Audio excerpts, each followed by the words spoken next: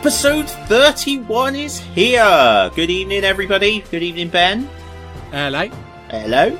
A lot of excitement going around in the prop pod because Ben and I have actually seen each other twice, would you believe? No, 3 times since the last episode, so much hobby has been done. So tonight we have the hobby desk as always. We're talking about Titans, we're talking about Mordor, we even may talk about some weathering. I think we will, won't we, dude? I think so. Yes, powders tonight. Weathering powders, that is. Galaxy of War. So, in the grim darkness, a lot going on as usual. Reaver Titans bestride the battlefields. Ben and I opened Rogue Trader together. Wake the Dead has been announced. There's some Forge World coming soon, which is really nice to see. So plenty to talk about there. And I took a drubbing from some dudes in gold armour, so I definitely want to talk about that. Into the Mortal Realms. So I did play a game. I've got a heartfelt apology to make to Mr. Wosley, but we can wait till that section to talk about that. And we also have the Beastmen have come, and Ben and I are going to explore the Lizardmen, looking back into the old world and also where they are now. So then into the community as ever with our shout-outs, our competition winner. So exciting times there. Woohoo! And then finally, in a slight change to the lineup, it's our first Journey to Middle-earth section. So with me merrily enjoying a bit of Lord of the Rings and scratching my head on what to put into the wilds, we've decided just for this episode we're going to change over to Journey to Middle-earth and we're going to intersperse it. So as ever, if you've got any cool ideas for the wilds, let us know. And I think, dude, apart from grabbing the always important refreshments, that's us. Yeah, I think so. I'm sure what will happen is we'll change our minds, halfway through, forget stuff, add something in, but, whatever. Oh, yeah, and this intro will be pretty much worthless other than building people up to actually having to listen to us for the rest of the podcast. Guys, grab some refreshments. Enjoy episode 31.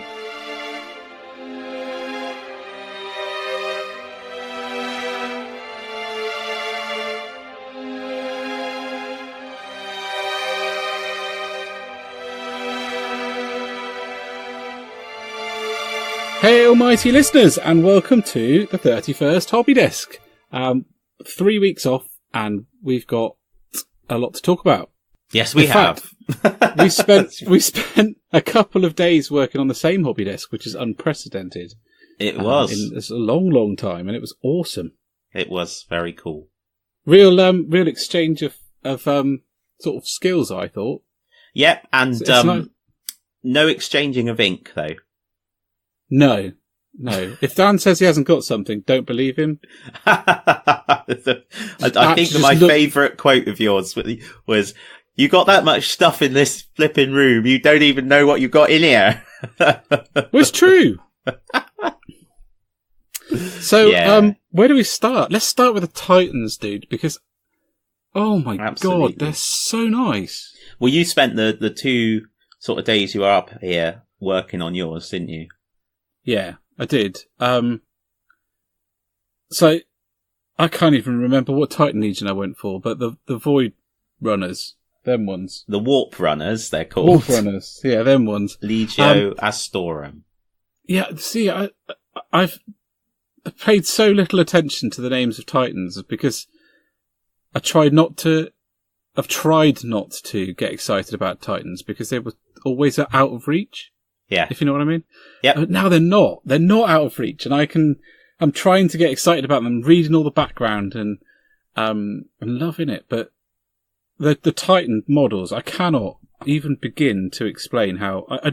Anything I say would be an understatement of how wonderfully posable and detailed those kits are. They've put so much effort into them, haven't they? Oh, they're excellent. Yeah, they're really nice. And I started painting mine today. Well, no, I started painting it a while ago, but I've sort of been doing a bit and then not, and then doing a bit. So I decided to crack on and do a bit more today, and it's just so much fun looking around the model, and it's just like, look at that. I'm just greying out some armor plates at the moment, but yeah, it's quite fun. Although I wouldn't want, you're obviously doing 2 at the same time. I don't think I would want to do that. No, I think the thing I was about to say, I think they're deceptive models. Deceptively deceptive. Okay. They look about the same size as a dreadnought, so you think, it won't take me that long to paint them. But it's just so wrong. There's so much going on, and the panel edging and the detailing on them, you end up spending so much time just blocking out the gold panel rims. But they're almost so poseable that you have to rein yourself back. Yeah, so I found, it was important to try and remember what it is. Exactly. It's a massive flipping titan and not an acrobat. Or a Power Ranger. No, it's like, can I have him kicking someone in? No, you can't. Might be worth it, though. Titans in a Power Rangers fist fight would be amazing. Right. Well, it's how they fight on Pacific Rim, isn't it? Yeah, that is true. Just they forget the guns, just go and hit the thing in the face. Yeah. So yeah, I went for a slightly different approach to you, which is interesting because there's so many textures, so many different ways to approach them. You could really go in a lot of different ways, but I dry brushed up from black and then washed back again, and I will probably do some spot edge highlighting when the whole thing is done for the kind of the structure of the thing. And then I've airbrushed, and it's the first time I've really used the airbrush to do a model and the highlights on a model rather than just lay down base coats, if you know what I mean. Mm-hmm. I've been really focused on, you were there when I was doing it, and working myself up into a cold sweat because I was trying desperately not to get the blue on the steel. Which you succeeded in on the whole. Yeah, I did. Always kind of hold myself back from highlighting, and now that I've had them out and about a bit, I'm very glad you convinced me to push the highlight up an extra level. Yeah. I'm really glad you did that. But I loved painting them. I'm really excited about getting them finished, but things were last week that meant that I couldn't. So I've got painting night tomorrow night, so the guys are going to be over, so I'm really going to get my teeth into them and finish them off. Nice. I can't wait to see them. Yeah, I did one leg panel. Only because you got so excited watching me do mine. Yeah, I know. I was merrily painting my Lord of the Rings, and I was like, wait a minute. So, yeah. What else? Hang on. I've got a list of the stuff that I've done. You the finished your Stormcast. Stormcast. I did. I finished my Stormcast. That was exciting. And did another world-class guide. I'm enjoying doing those. They're really good. I went and looked at it after I took some photos to do one, and I was like, no, I'm not going to do one yet. I'll do it when I take some better photos, because I look like an amateur. I've tried to do one for the Titan.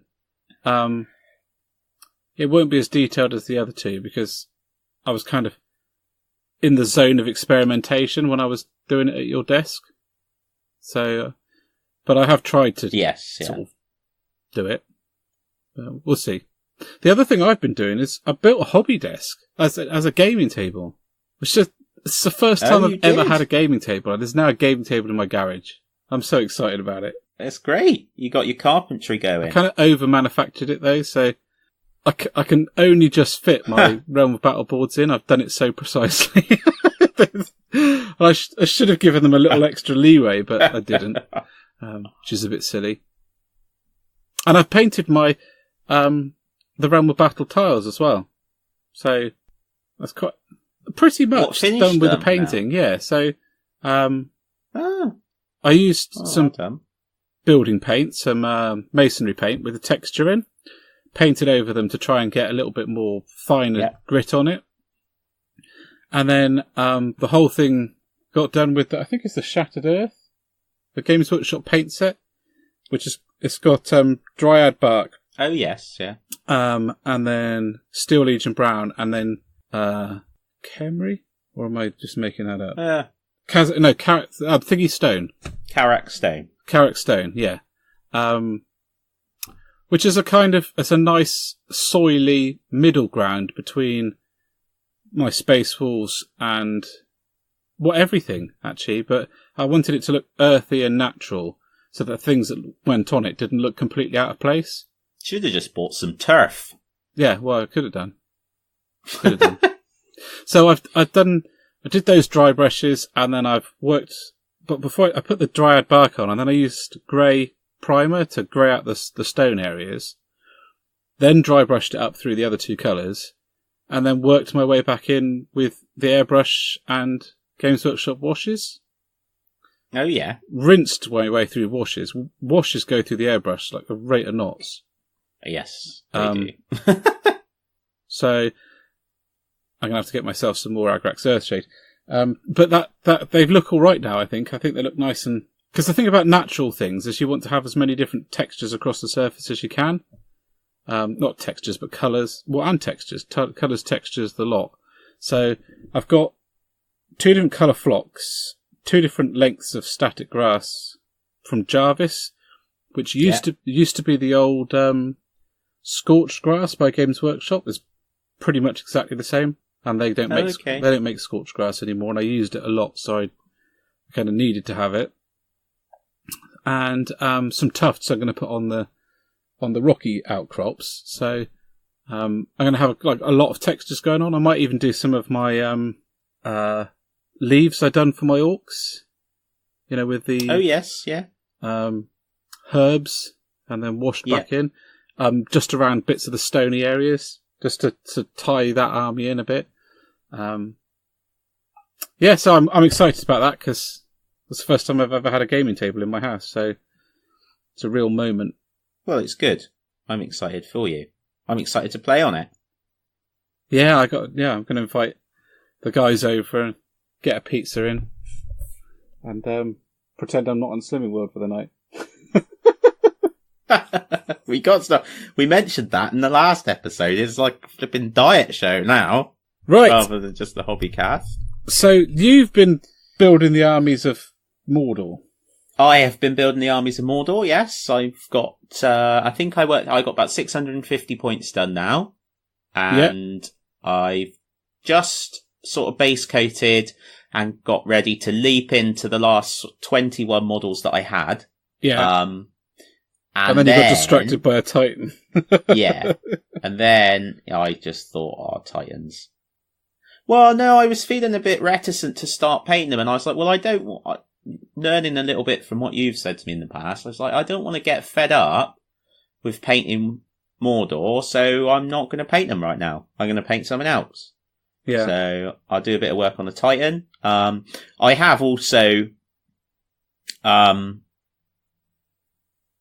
bought a box of Cawdor Gangers for Necromunda. Yeah. So I've got to get on with them at some point. And also, Ben and I have split Pelennor Fields now. You've actually done that now, have you? Yeah, so that's all sat behind. So I got another 36. So I got a boatload of Mordor forces to do. But I'm quite excited to do the troll. So I might do him soon. Are you going to do him as a combat troll or a drummer, or? He's not being a drummer. What? No, he'll be a combat troll. I might get another one in the future and do it as a drummer, but they're not expensive. I think they're really reasonable. What, to buy? Yeah. Well, they're £25, but to be quite honest, you'd be mental to go into a GW and buy one for £25 because every man and his wife is selling them for 15 quid on eBay because they've obviously bought Pelennor and split it up. Yeah, yep. So, yeah. Yeah, they're alright. Looking forward to painting him. So I'll do him at some point. Yeah, say with the Titan, I did a bit more work on the silver today. I'm really happy, actually. I was watching a painting guide from... Actually, we've done a lot of shout-outs. Coltal Painting. Oh, he's so good. We've shouted him out before, yeah.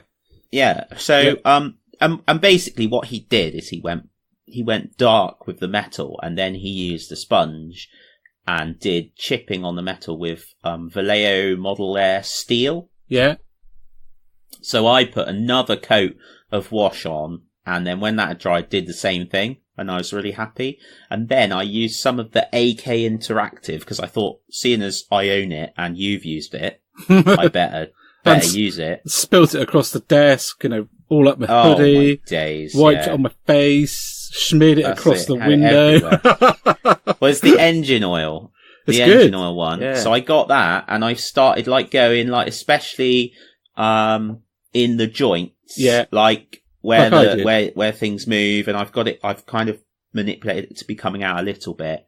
And also pistons, I painted them Model Air steel, so they're really bright, like the bits that go in and out, and then I put this stuff on them. Yeah.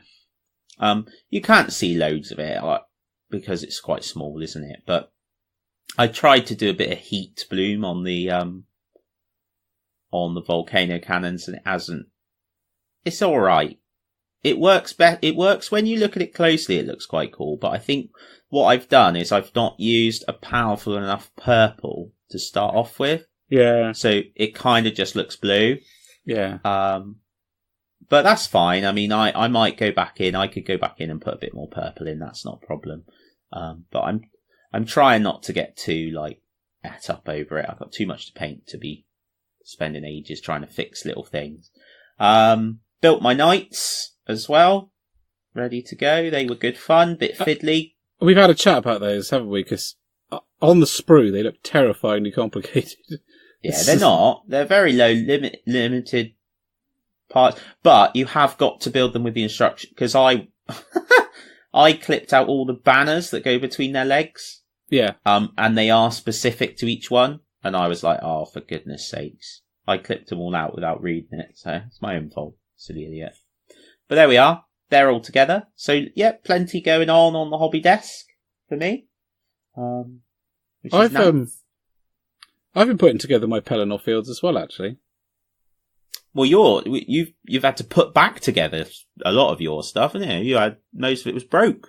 Yeah, that's a real shame. I mean, Lord of the Rings models do break easily because they're smaller scale, but I had 8 breakages on the sprue before I'd even got them out of the box, and I was a bit gutted about that. Whoever was packing your box knew you were a Space Wolf player. Just sat there snapping them. Nothing was broken in ours. Well, good. I'm pleased to hear that. Yeah. But So you've been building that. That's good. Yeah. Yeah. It's nice. Is this the right time to talk about it? Why not? I've been really gutted. As people who listen to us know, I spent a number of years out of the hobby, not focused on it or paid much attention to it because I was a junior doctor, so the 80 plus hours straight back-to-back days don't help for it. The time you actually get off, you just sleep. And I've been absolutely amazed by how many things have come and gone in that just 2 years. It just amazes me. I mean, it started off with scenery and the big missile silo / cannon thing. I'd only just spotted that on a Games Workshop, on a Warhammer World table, and I thought, I haven't really clocked what that was. I didn't realise that was a product. And then somebody said there's this big macro cannon thing, plasma cannon thing. And then I went on to the Lord of the Rings stuff, and it's just broken my heart a little bit. So many things. You've got to remember, though, that Adam Troke did say that a lot of stuff would be unavailable and then become available as books were done that were focused on it, which is why I said I think the White Council from the Hobbit range you'll see when the Hobbit book gets done. Well, both of them? I don't know. I would have thought they were. I would be surprised if they did both of them. Well, this is the thing, because one of them is the White Council just sort of standing around having a cup of tea. And then there's the other one where it's the White Council kicking ass. And I want both of them. But to quote a man recently, when I required some aid in feeling better about something, you'll have to suck it up, boyo. Well, yeah, I will, unfortunately. Because I went on eBay and somebody was selling the White Council for £100, and I was like, there's no way I'm paying that. So there we go. So that's hobby. So we were going to talk about weathering powders. We were, yeah, weathering powders. Now I haven't had a lot of experience with weathering powders. I've used them a little bit. I use them a fair bit, actually. So you head on in, as you do. I think it's a difficult place to start. It is talking about... You have to go back to the beginning when we talked about balance and how much of each thing you want to do. Weathering powders are the last thing, pretty much, that you do, I think. Because the dirt would sit on top of the chips and all those other things very quickly. Mm-hmm. So I always do them last, and they have the potential, particularly if you've chosen a bright colour like a sandy colour, or you can get some really pale muds, they will overpower the model very, very easily, and they dry a lot brighter than they go on. So you can be putting the powder on and thinking, oh, that looks really good. And then you think it's dried and you're like, yeah, I'm happy with that. And then you go away and come back and you're like, good heavens, what have I done to it? But there's some tricks. So, I think it's really important when you're doing your weathering powders to think about what it is that you're trying to portray. So if you're trying to portray a dirt, it has to tie in with the base. Otherwise it just doesn't look right. Even if that means putting some of the weathering powder onto the base, which does make a great deal of sense, but have to be careful with it. It can overpower things quite a lot. Or are you trying to portray soot? Or both of those things on the same model, but I'm going to keep coming back to don't overdo it. It's all about subtlety.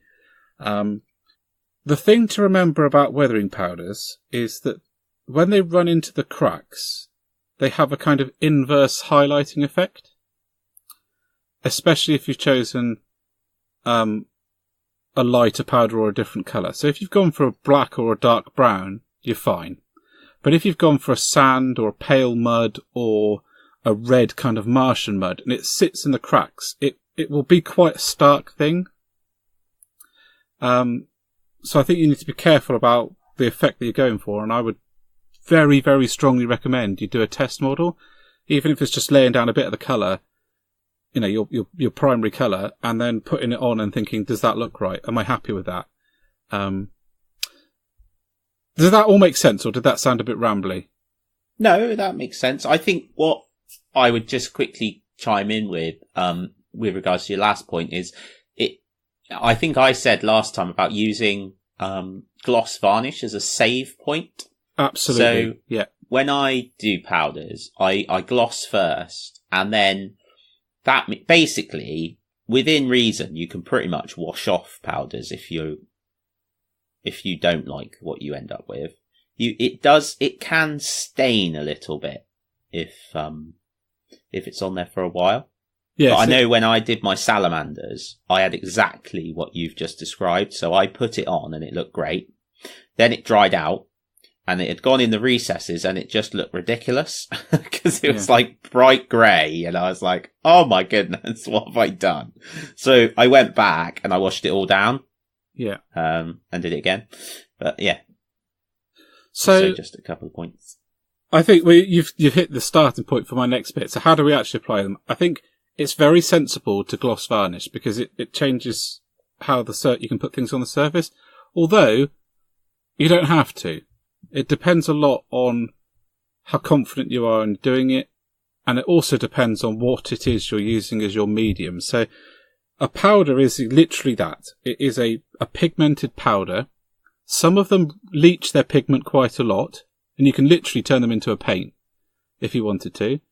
And some of them don't. Some of them, if you mix it with water, you can see them the particles suspended in the water. It doesn't break down.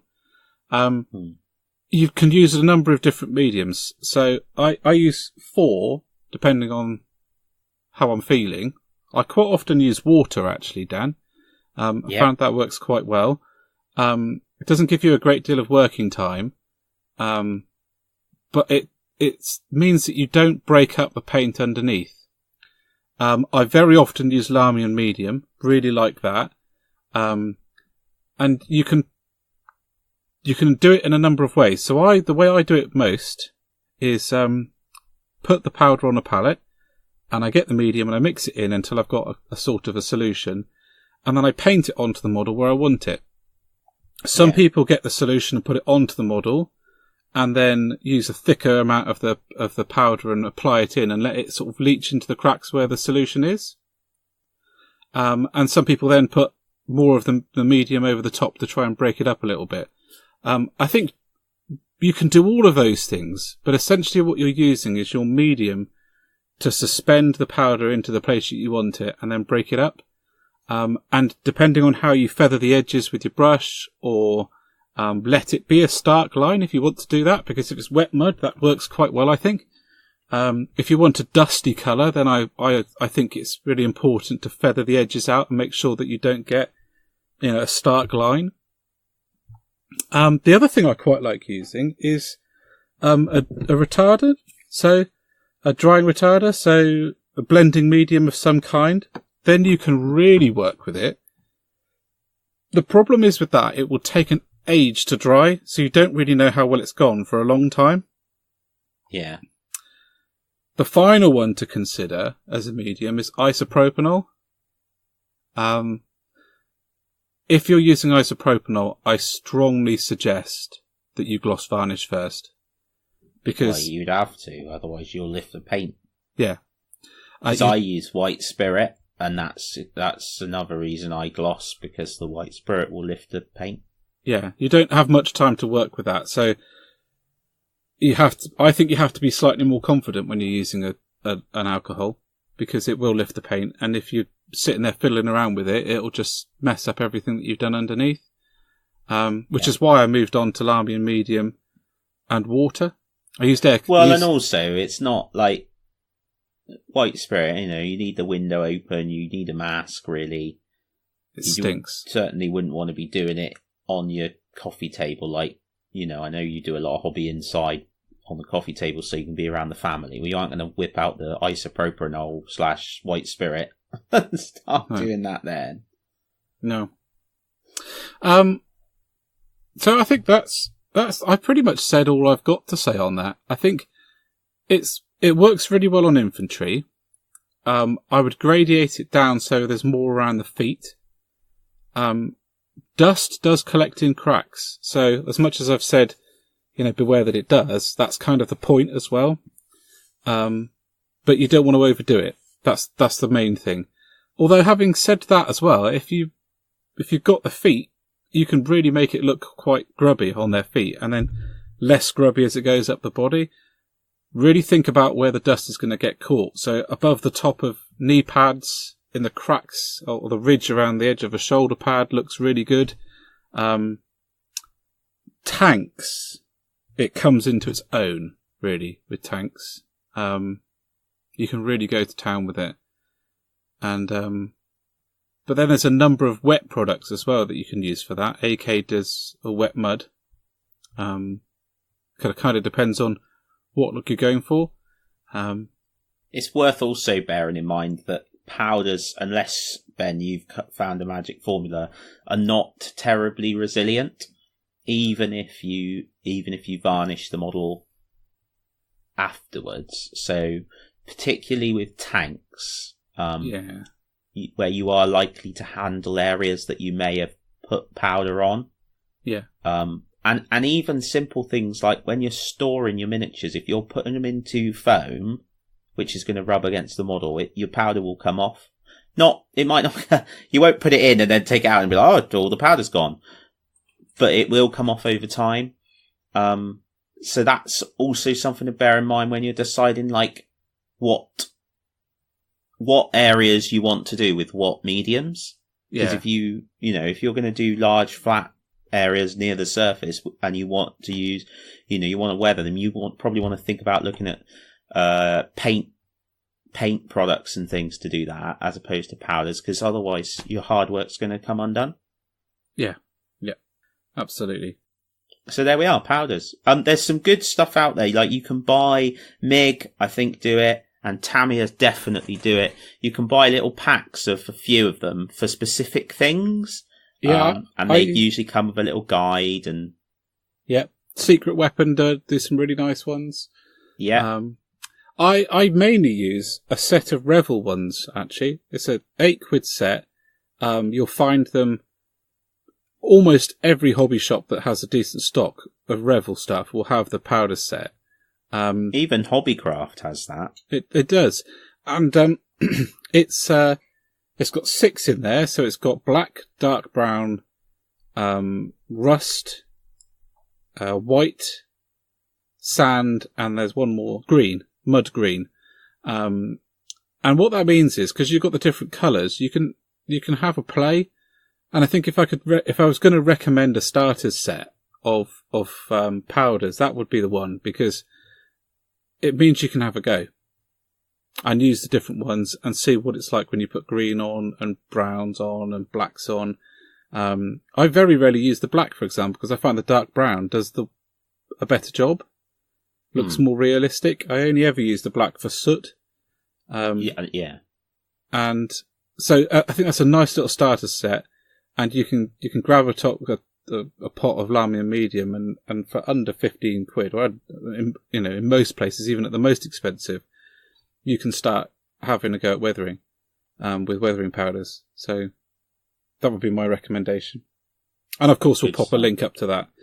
So next time we've got to do a bit of extra research, because we're going to talk a little bit about the staining products and we've had a go with a few of them on our Titans, that the kind of liquid grime that AK do for us as a primary dealer, but and probably maybe think about oil washing as well. But that's next. I'm glad you've just said that, because I've left a pot of rust streaks in the pocket of my coat. You'd forgotten about it the other day, and you talking about it has just reminded me. So I need to go and rescue that. Right. Cool. Okay. Well, what I was going to hope to do, Dan, is a little guide on how to do those, on how to do the weathering, for people to put up. I'm going to start with the chipping. That's a good idea. Step by step, so people can see how I do it. I don't, like we've always said, we're certainly not experts at this. And if you've been interested in what we said, what we're trying to do is get people interested in these things to go away and look at people who actually know how to do it. All right, so let's move on to a Galaxy of War.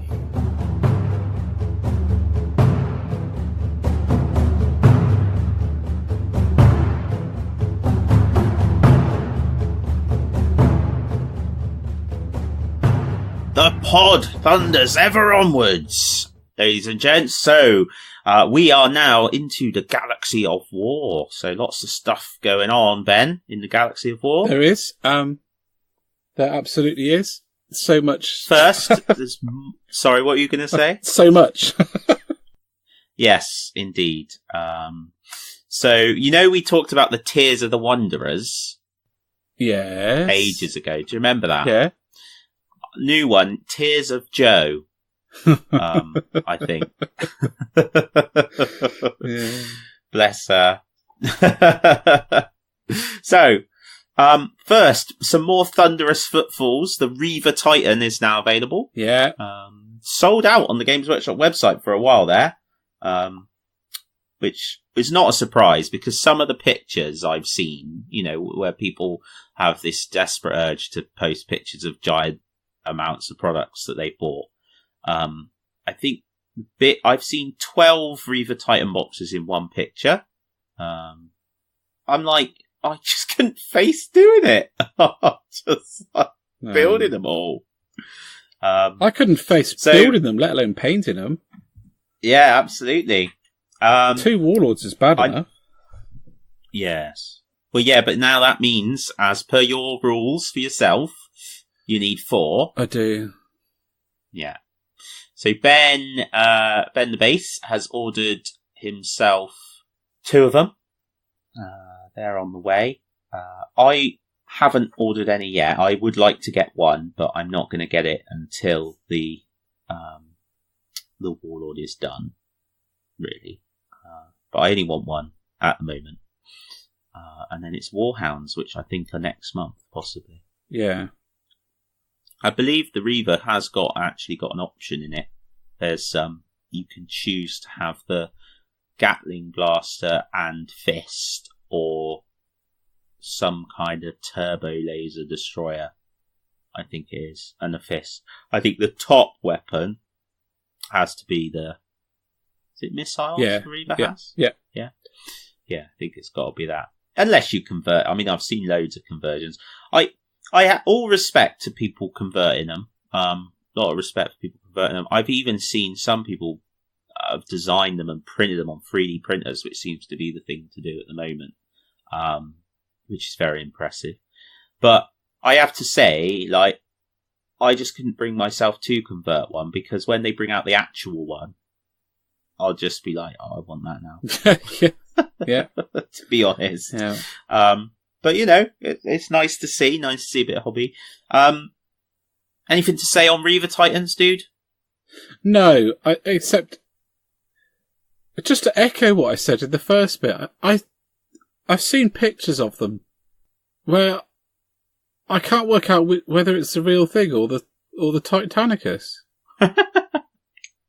You know, I see Warlords and I think, oh, that's a really nice Titanicus, and it's an actual full-scale Warlord, and vice versa. Then people have done such a good job of painting the small ones that you know, it's mind-blowing. It really is. I'm really excited about the Warhounds, though. I love Warhounds, always have done.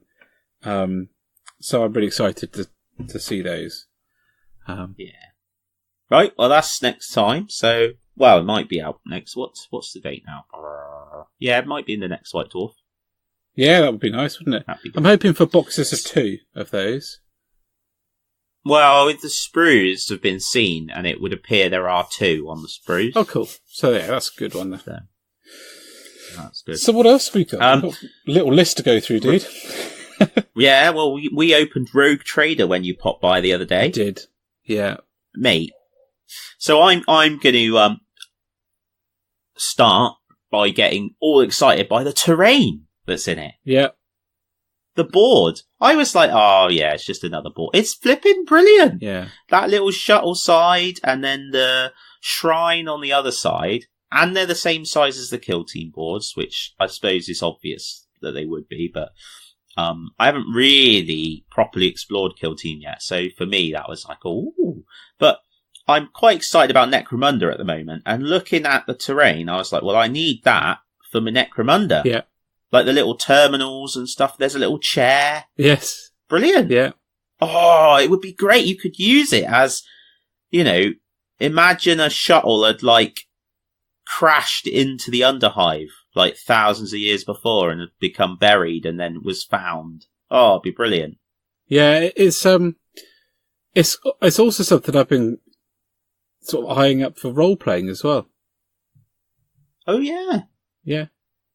Some really nice environments there. I think they would work really well. The board folds down, I think. I don't know what the boards come like in the actual battlefield boxes, the Warzone boxes, but in the Killteam box, it's one less fold than the Rogue Trader box. So the Rogue Trader box was kind of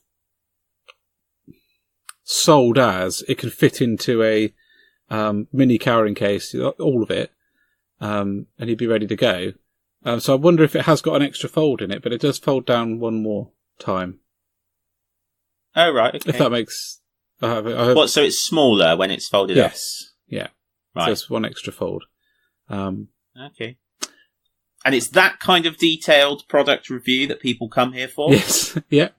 So good work there, Ben. Good investigation. The actual models themselves, I have to say, they are absolutely stunning. And I think Darren and his team have done just a superb job with them, because what it's allowed them to do is go outside of the box and look at stuff which doesn't get done very much at all. So there was a time where we had a few Inquisitor models, and you know, one of them was an arm swap effectively on another one. And they were exploring those areas a little bit, but there's that whole box is completely new things. You know, the rogue trader, her sort of little entourage, then the squad of her personal guard, and all of the Nurgle things, they're all completely new. They're pushing the boundaries and exciting models that you just don't get anywhere else in 40k, and it's just fresh. Fresh is the word I'm looking for, and I just loved them. You know, I'm looking at that box set, even the Nurgle miniatures in it, and thinking, I want to paint each one of these as a character, because they're stunning, absolutely stunning, and you know, there is a lot of people who feel that a lot of some of the stuff that Games Workshop does is a bit regurgitated. You know, the look at my sword pose and all of that stuff we just had that with the next thing we're going to talk about, but perhaps Space Marines can get very samey, but I think we're also seeing now an era of model design where they're going mental in the corners and opening up 40k like we haven't seen in a long, long time. A long, long time. I think it's really exciting. I know. It's great. Well, I think their capacity now is such that they can explore these things. Yeah. And be confident that the core range is still receiving the attention required. Yeah. Yep. It's like when Seb was talking about the elves. They just said, "Here, dude, go and just draw pictures of elves." And he did. Yeah. And then he came back and they're like, "We're going to do all of this and that, and we're going to choose that one." And the Deepkin were ones that he'd done just as a sort of whimsy. Thought they'd never choose that. Why would anyone choose someone riding on a seahorse? And they did. And I think this box feels like they've given the designers an empty sketchbook and go nuts. Yeah. And that's exactly what they've done. And it's fantastic. Absolutely fantastic. Yeah. Well, I'm looking forward to you painting those up. I'm looking forward to painting those up. Although the ones that are coming out now, I'm not the only one who's looked at that box set and gone, I really want to do everyone like a character. Because there are some stunning versions of them coming out already. It's almost a little bit shy to post any pictures of anything I do about them. So should we slide quickly on to Wake the Dead? Which is so that was was that today that popped up or yesterday? Yesterday evening, yeah. Yeah. So that's another one of those kind of quasi starters boxes. So 2 armies, a big chunk of background, and the rules for sort of 90 quid. I'm assuming it's going to be 90 quid because that's what the others were. Yeah. Decent amount of stuff in there.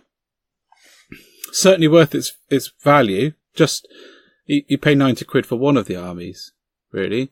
Well, they're incredible, these boxes. I was talking about this yesterday. If you were wanting one or the other, and you had someone you could split it with, by the time you take into account the fact that even if you bought it at retail price, it's a good price, but then once you take into account that a large number of places you can get a reasonable discount, not unusual to find 20% somewhere, at least, you know, it's mad.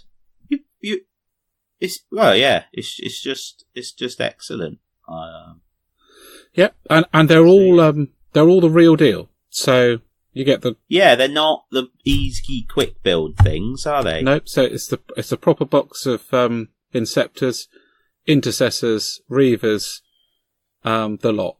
You know, they're all the real thing. So I think it's a great value box set. It's a good one because I like these because you take them or leave them, don't you? They're easy to leave. The background will come out in other ways eventually. Yeah. Or if you're that way inclined, there's plenty of bit sites that will sell the book just for the book. You know. Yes. When they break them down. The character models, I think that these have suffered from, and I had a good look at them, from the golden angle photographing. Yeah. So I think if you had them in person, they would look completely different. But when you see them next to each other and they've both been golden angle photographed, they do look very similar to each other. with their sword aloft, that kind of classic Games Workshop pose. But I really like them. But I'm a sucker for Space Marines, so. But I think. And I'm a sucker for Elder. The Spirit Seer. Well, yeah. The Spirit Seer, that's the first time we've seen that in plastic. So the current Spirit Seer model is resin. Yeah. I've got one that I never painted because the staff is bent, and every time I heat it up and straighten it, it just bends again. So that's great to see. And the Space Marine, the other Primaris Lieutenant with his sword raised is specifically a Blood Angel one, isn't it? Yeah, it is. It's a slightly different sword raised, but it is, yeah. Yeah, so it's a generic here is my sword guy. I think it's a lot better than the one that comes with Conquest. Do you? I do, yeah. I don't really like the one that comes with Conquest. Wow. I think, however, that one might again suffer from the golden angle photograph. You haven't subscribed to Conquest, have you? No, I haven't, no. But I'm sure that... Oh, that's a shame, because if you don't like it, I don't know, I'd be happy to have it. If anyone else doesn't like it, that's my bit of charity. I'll help people out. To take it off their hands. I don't like it. Take it off their hands. I won't even charge. Right. So, Wake to Dead. That planet is going to be the key thing. I think they're building up to something with it. Yeah, well, everybody seems interested in it. Well, it's the only safe passage through from one side to the other that we know of.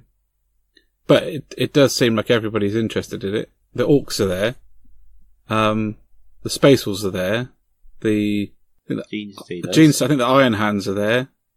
It's just the Ultramarines clearly there. Elder are sticking their nose in like they normally do. Yeah. I reckon that's going to be the next big thing. Yes. Campaign thing. Like the Rise of the Primarch and all that stuff. The Gathering Storm ones. Yeah. Well, we shall see. Hopefully Russ will return. Yeah. Come on, Russ! Be amazing. Coming soon from Forge World, so Cry the Huntress, which is quite cool to see as well, because that was what the giant cutout thing was. So yeah, she's very cool. And I've been trying to work out whether this is the first time we've seen her painted. Yeah, it is. Well, I've not seen her painted. Whoever's done that has done a flipping brilliant job of it. Yeah. She's wicked. I can't wait to buy her, mate. I'm so excited because her artwork was just brilliant, and they've done such a good job of capturing it. Yes. Whoever, I don't know if they drew it after they sculpted it or sculpted it after they drew it. At this point, I don't care. I just want the model. Fair enough. Yeah, it is very good. And also the Seraptech. The big Necron giant thing. Walker thing. Big Necron thing. With a singularity generator, which is its gun. It's lost its way from Star Trek. Yes. It's 36 inches, that gun. So not a massively long range for one of these big monstrous things. But 3d6 shots. Strength 8. -3 AP and d6 damage. And if you roll a 6 plus when rolling to wound with it, it does a mortal wound in addition to any other damage it does. So it's a killy gun. Yeah, a little bit. Very killy gun. Yeah, I think it's wicked. I think it looks like an absolute bitch to put together, though. Yeah. Yeah. It's nice to see something big like that for Necrons. And it's not just a Titan, which is more silver. Yeah. So that's quite cool. It is. It's quite unique, isn't it? Yeah. Yeah. Yeah. It's quite big. I remember seeing it at Warhammer It's Fest. massive. You could use it as a football. Well, you could. It's quite an expensive option, but... It's the most expensive football. Mind you, having said that, footballs aren't cheap, for goodness sake. They're not. My son wanted a World Cup football, and I was like, yeah, why? No, you can't have that. It's 30 quid. Yeah. Get one from Asda for £5. Anyway. Yeah. Yeah, I do think we've seen a massive downturn in Forge World stuff, though. Or maybe it's just a comparative thing. Yeah, I wondered that. Compared to Citadel, because it feels like we've lost more Forge World products this year than we've gained. Yeah. I mean, they put out something new is released from Forge World every Friday. At least one thing. So every Friday? And every Friday. Is it really? Yeah. Although, and previously it has been you've got multiple things, but of late it's just been the one. Yeah. So, but that still means that you get 4 or 5 things a month, which is a fair bit. It just doesn't feel like that, is all. No. There we go. No. So, last thing to talk about. It's been just a bit like a news section, this, hasn't it? Really, there's been so much. Is the Killteam releases? So two that are kind of big things. So there's another Warzone, which is got the martyrs thingies in defense. Yep. Thingies, and the rules for characters, which I'm quite excited about. But I'm also a little bit. I quite like kill teams being grunts. I don't know why. Yeah. I don't really fancy having whopping great big captains, with a team of 4 guys stomping the hell out of everything. I know that if you're playing with a captain, it'll be balanced with the other side. The whole system is very, balanced. It's been worked out quite specifically, and the book, the description of it sounds like there's going to be a shed ton of options to make, your character unique. And it sounds like they're going to be releasing box sets like they've done for the kill teams. So here's your character with a bit of something, I guess a bit of scenery or, and his rules. But I think I quite like the idea of kill teams just being troopers. I don't know about, I'm sure other people don't have that, feeling, and going to be sticking their war bosses and Eldar Farseers all over the place. But well, yeah, there we go. I tend to agree with you. I think probably it's part of another stepping stone for people going from Kill Team to 40k. Yeah, and building that collection and adding another element. Yeah, to it, isn't it? I guess so, and I think the box sets are very interesting. I don't know. They haven't said what they're going to have in them, but I mean, it's without beating around the bush. The Kill Team stuff is preposterous value. It is Games Workshop special offers.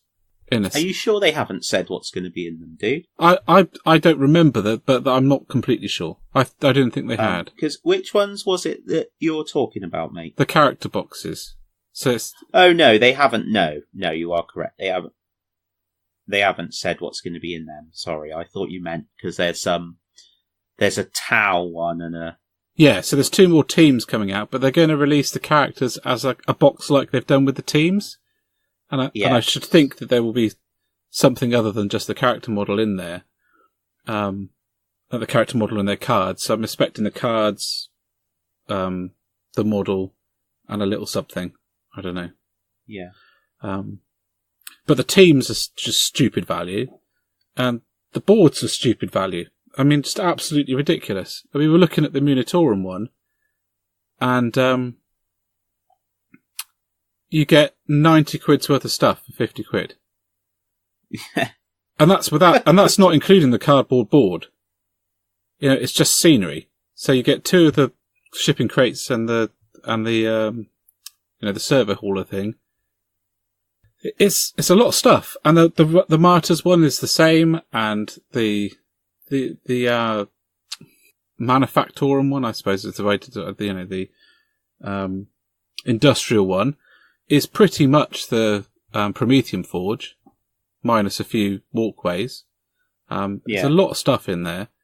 So by the time you've got so say for example you're a Space Wolf player, you want your Space Wolf box set and you want the Industrial Zone, you've got a fair bit of stuff there, scenery wise.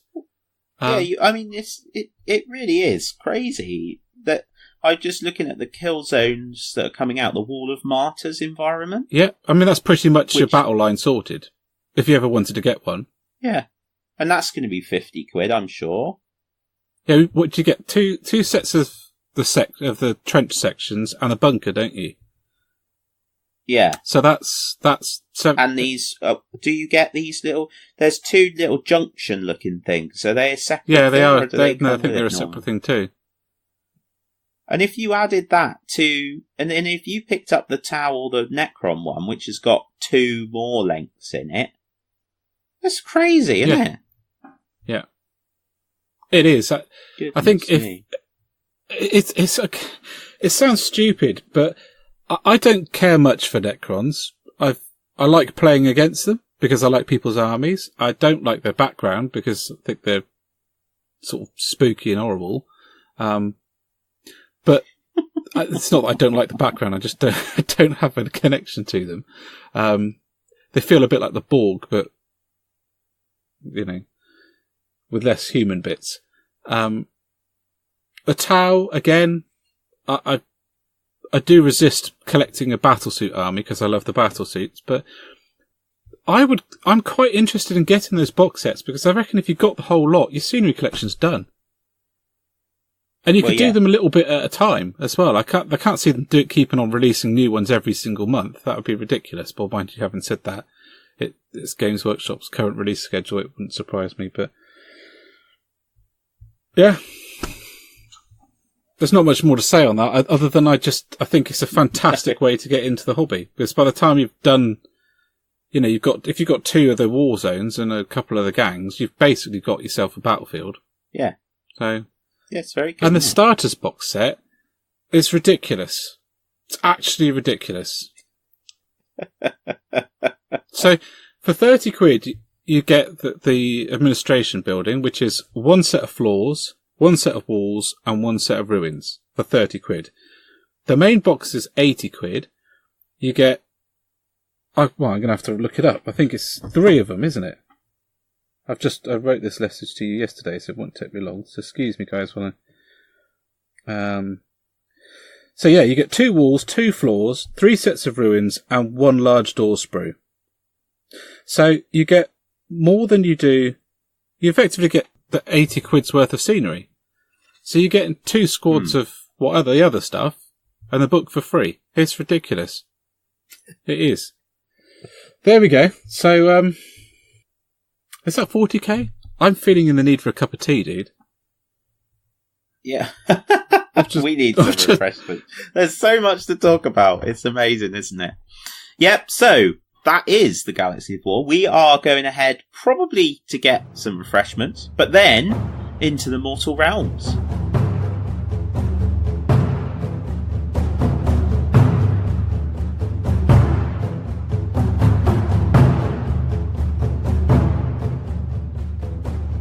And we are crashing into the Mortal Realms.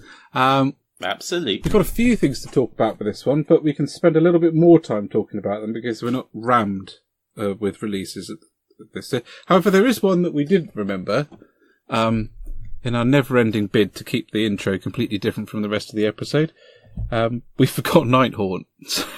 We forgot Nightvault. Nightvault. We forgot the name. We forgot the product. Fortunately, we also conveniently forgot to talk about me getting a drubbing by the Custos in the Galaxy of War. So we've got plenty of room for Nightvault now. Yep.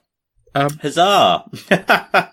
So, what's first? What are we going to do first, dude?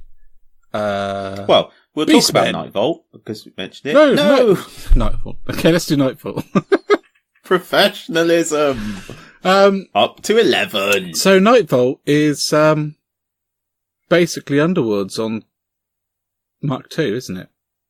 Yeah, so it's the next instalment in the saga that is the Warhammer Underworlds. So really confirming what many people suspected, I think. The Underworlds is just the overall title, and then we're going to get different seasons. Yeah. Probably on a yearly basis, seeing as it is a year on from Shadespire. Adds different mechanics, so we've got magic in Nightvault. With magic dice. With magic dice. So that's something a bit different. Going to be 6 new factions, has been confirmed. How many were there in the last one? Well, there was 6 factions, but 8 warbands. Do you think we'll have 8 warbands this time, or just 6? I don't know. I suppose once we've got our hands on the book, it'll tell us in there, because it did in the other one. Yeah, I mean, it depends. So, oh my goodness, I'm just having a total blank now. What are the 2 that you've got the Nighthaunt faction and the Stormcast in the box. It's the Stormcast, isn't it? Yeah, evocators. Yeah. And then we know Yeah, so maybe we might see it's a different version of them separate to the main starter box. Well, you could have castigators or the secateurs. What are they called? Secateurs? They go cutting the Lady of Vine's rose bushes. That's brilliant, mate. That's fantastic idea. You should be on the design team. Stormcast Secateurs. Woohoo! I love it. Oh, great. So, yeah. So we know we're getting the goblins. We're getting, well, it's interesting, isn't it? Because there's the goblins, and then what appears to be separate to that is the troll. Well, it might be in the same warband. Or might be his. No, they're not. Are they not? Not according to the pictures that have been put up that reveal the warbands. Oh, cool! I've not seen those. Oh, do tell me. Yeah, so that's why, like, it's quite cool, quite interesting. Because, here we go. I'm actually doing exactly what you said the other day that I always do, which is going through and looking for it. Yeah, but at least you're talking while you're doing it, rather than just making me feel that you've gone to sleep. What, then just sitting there? Yeah, okay. So, there's some pictures somewhere, and I'm just trying to find them now, of all the warbands. It's not in that post. Oh, well. So we know we've got a Tzeentch one. Oh, yes, yep. Tzeentch. We know we've got goblins. Some awesome looking goblin that's roasting marshmallows on his back. That is fantastic. No, mushrooms, sorry. Not marshmallows. That is brilliant. There's some... So we got them. We got the troll and his dudes. Dark Oath as well. Dark Oath? Yeah. Cool. Yeah. So, it's all looking quite exciting. Yeah. They've done some cool new, like, terrain objective markery thingy-mabobs. Yeah, I wish they'd done those for the first one, to be honest. But yeah. They didn't. And they've done a battle map, which I quite like, kind of like to set your stuff out. Yeah, I like that. Keep things organised. Do like a bit of that. I'll probably pick that up, to be honest. Yeah. Yeah, well, it's good, isn't it? I mean, I can see this, like, revolving, it's like a revolving door, keeping going as long as people are interested. If nothing else, people will buy the warbands because they're ace. Frankly. Yeah, they are very nice. Very nice. Although, the evocators or evocator or whatever you want to call them, the second no, that's the other ones. The Strimmers. The Lawnmower Group. The Lawnmower Group.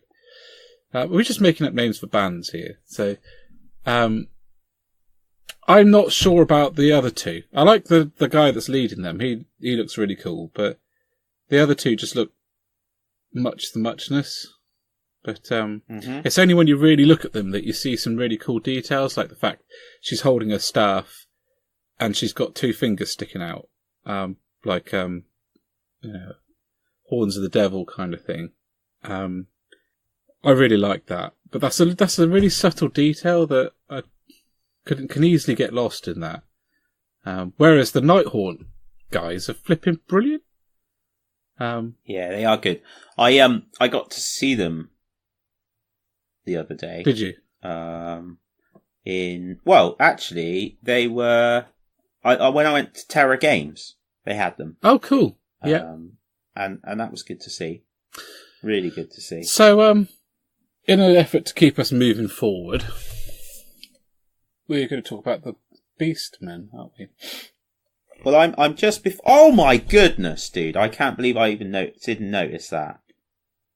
So, I'm sorry. I'm just going back to Nightvault. So, thanks to the powerhouse that is Bella Lost Souls, I have found the pictures I was looking for. They're from Games Workshop. I think they must have been on a video or something. But basically, there's a warband which looks like it's got 2 squigs. This isn't miniatures, by the way. This is just a picture. But I'll put them up on the page if Ben reminds me. So it looks like it's got some kind of magician with mushrooms growing out of his hand, a fanatic, the guy that we've seen that's roasting mushrooms on his back, couple of squigs, and a netter. Oh, cool. So that's Zarbag's Gits, they're called. And then Eyes of the Nine. So that looks like we've got a blue horror, a Zangor, which we've seen the picture of on Warhammer Community, with a double-handed sword, and a Tzeentch Arcanite, and a Gaunt Summoner type guy. Yep. So that's quite interesting. Quite cool. Chaos Warriors type thing, which very Dark Oath looking. Oh, cool. So that's quite cool. Fungus Trolls Warband, right? Now the picture for them is really interesting. There looks to be like a really angry looking rock beast thing. An angry looking rock. I know. It's like the rocks from the labyrinth. Oh. It is, honestly. Yeah, it is a bit. Oh no. Oh dear. They got the troll with all the mushrooms growing out of him. The flying squig looks to be part of that band, but also there's a flipping. You are going to hate this, mate. You are going to hate this. It's like a walking demon mushroom. Oh. It looks like. Oh my goodness. And then there's a Sylvaneth band. Oh, cool. Due to be coming out. And a Caradron Overlords one. So that is 8. Is it? 1, 2, 3, 4, 5, 6, 7. Yeah, it is. Ladies and gentlemen, we have confirmed that Dan can count to 8. You heard it here first. Lovely. Beastmen. Every episode is another chance for me to test my math skills at the moment. So, we'll move on now, dude. What did you want to talk about? Beastmen. Big rock. There's another. Oh, sugar. I've just smacked the microphone. That's going to be a bit of editing, isn't it? Oh, not anymore, because you just told everyone you did it. I'll have to take that whole section out. Right. Beastmen. Beastmen, Dan. We're talking about Beastmen. Beastmen. Big rock. Angry rock. Another angry rock. So, Beastmen are out. And this is sort of combining everything to do with, beasts for chaos. So they've put, the Thunderscorn, which is your Dragon Ogres and Dragon Ogre Shaggoth are in here. Yep. All the Minotaurs and stuff have all made it into here. The Jabberslythe has made it into here.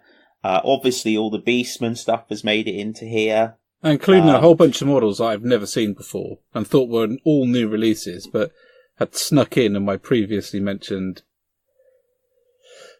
downtime. Oh right, yeah. You're outing. Yeah.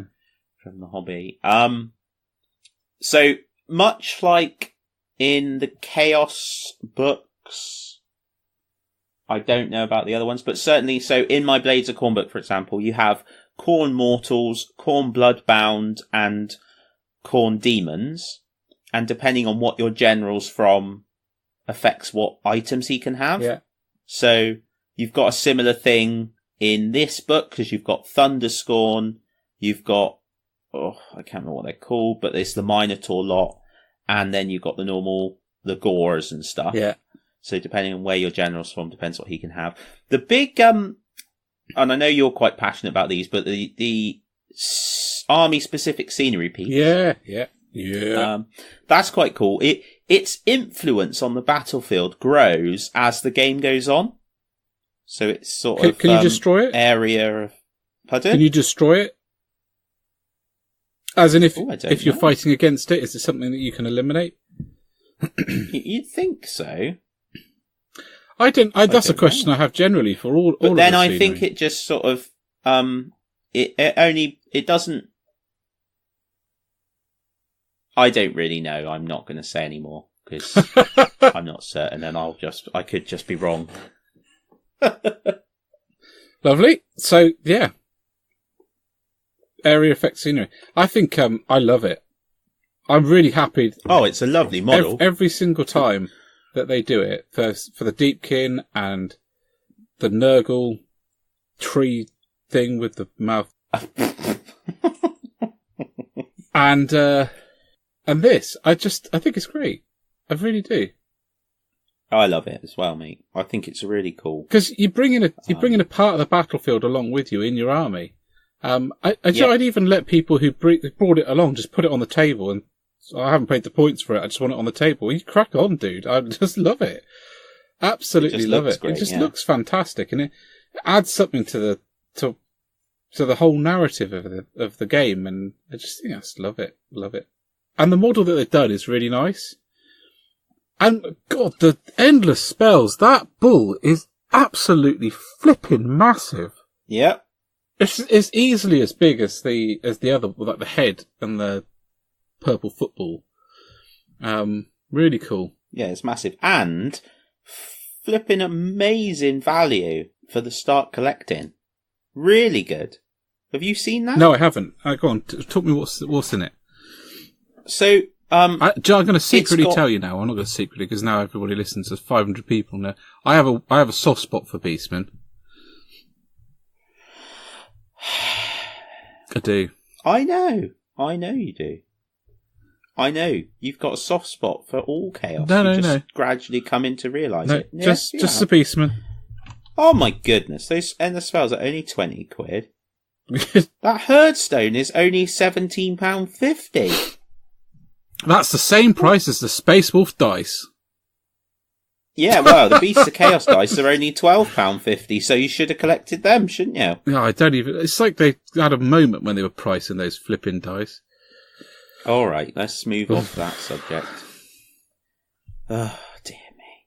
Right, so anyway, in the Start Collecting box, you get one of the big Cygor thingy monsters. What's that? The big bull thing? The giant one. Yeah. Not a Minotaur. Yeah. Like, really big, like the size of a giant. Yep. He's cool, I like him. It's a Gorgon or a Cygor. You get 10 Bestigors, which are like the elite ones. And you get 10 Ungors, which are like the rubbishy little ones. And you get a Bray Shaman. It's not bad, is it? What? No, it's not bad at all. That's a load of stuff. What the... Well, I still wish they had done Dragon Ogre like faction and really fleshed it right out with just Dragon Ogres. Yeah, I was thinking that a moment ago. Can't have everything. So it's a shame that they haven't done that. But at least they've not like got rid of them. Well, they could never really get rid of them, could they? I mean, there's so many nice models. Well, actually, there's so many nice models in the Bretonnians. So Yeah. Anyway, yeah, they're a. I think they're a great little faction, and they're undivided as well, which I like. I like Chaos Undivided, as we spoke about in the last one. They kind of feel a little bit more like they just are. Yes, they just are the Beastmen. They are just what they live as and are. And I like rather than being filthy heretics that have just debased their souls on the throne of whatever chosen. I like Chaos Undivided that all worship Khorne. They're my favourites. Are they, Dan? Yeah. Dude, I love Khorne. You know, I was thinking about this today. Because Ben and I were discussing the future of hobbying, like, getting big projects done, and I was thinking about my Khorne army. Oh, there's so much I want to add, dude. I know. Oh. I've been enjoying not having to listen to it for a while, if I'm being honest. Wow, I'm very sorry, but I don't think it's going to last for long. Although I don't know, because I've got that Cawdor stuff to do. But yeah, so Beastmen look very, very cool. I could quite happily get on board with them. They have a cool mechanic whereby for every unit that starts on the battlefield, you can put a unit into like ambush, and then in the first battle round, they all must come on, but they can come on from any table edge. Is that more than 9 inches away from you? Is that just battle line, or is that all units? No, that's everything. Oh wow, that's pretty sweet. Which brings me neatly on to my apology to Mr. Wasley, because we played a game, 2,000 points, and my Stormcast versus his Wanderers, and I didn't bother reading my book, so what I did is put my entire force, apart from like one unit, into Azir, and then deep striked it down, and actually you can only put half. So you have to have a unit on the table if you put a unit in for each unit that's up in the heavens. And it's funny because after the battle, because by like turn 2, the game was over. And Dan and I were like, this is ridiculous. These Stormcasts are insane. Like, how is that right? Turns out it's not. So, very sorry, Dan. But we will have a rematch and I'll just smash him then. That's fine. Legit smash him. Yeah. It's funny. I really love playing with my Stormcast a lot more than I found I enjoy playing with my Khorne. That's because they're not debased heretics. Yeah, maybe. No, I love them. I love Khorne. It's fine. It's all good. I just got to paint me in my... I got to get that flipping Bloodthirster that's been on my hobby desk for... Oh, it's getting to be a Blood Bowl Orcs project, that. Yeah, but the difference is you actually worked on the Blood Bowl Orcs. I've done some work on the Bloodthirster. Like you've done a day. You did a day, Dan. You can't paint something for a day and then go, I've been working on it for 6 months. That's not how it works. Fair enough. Okay.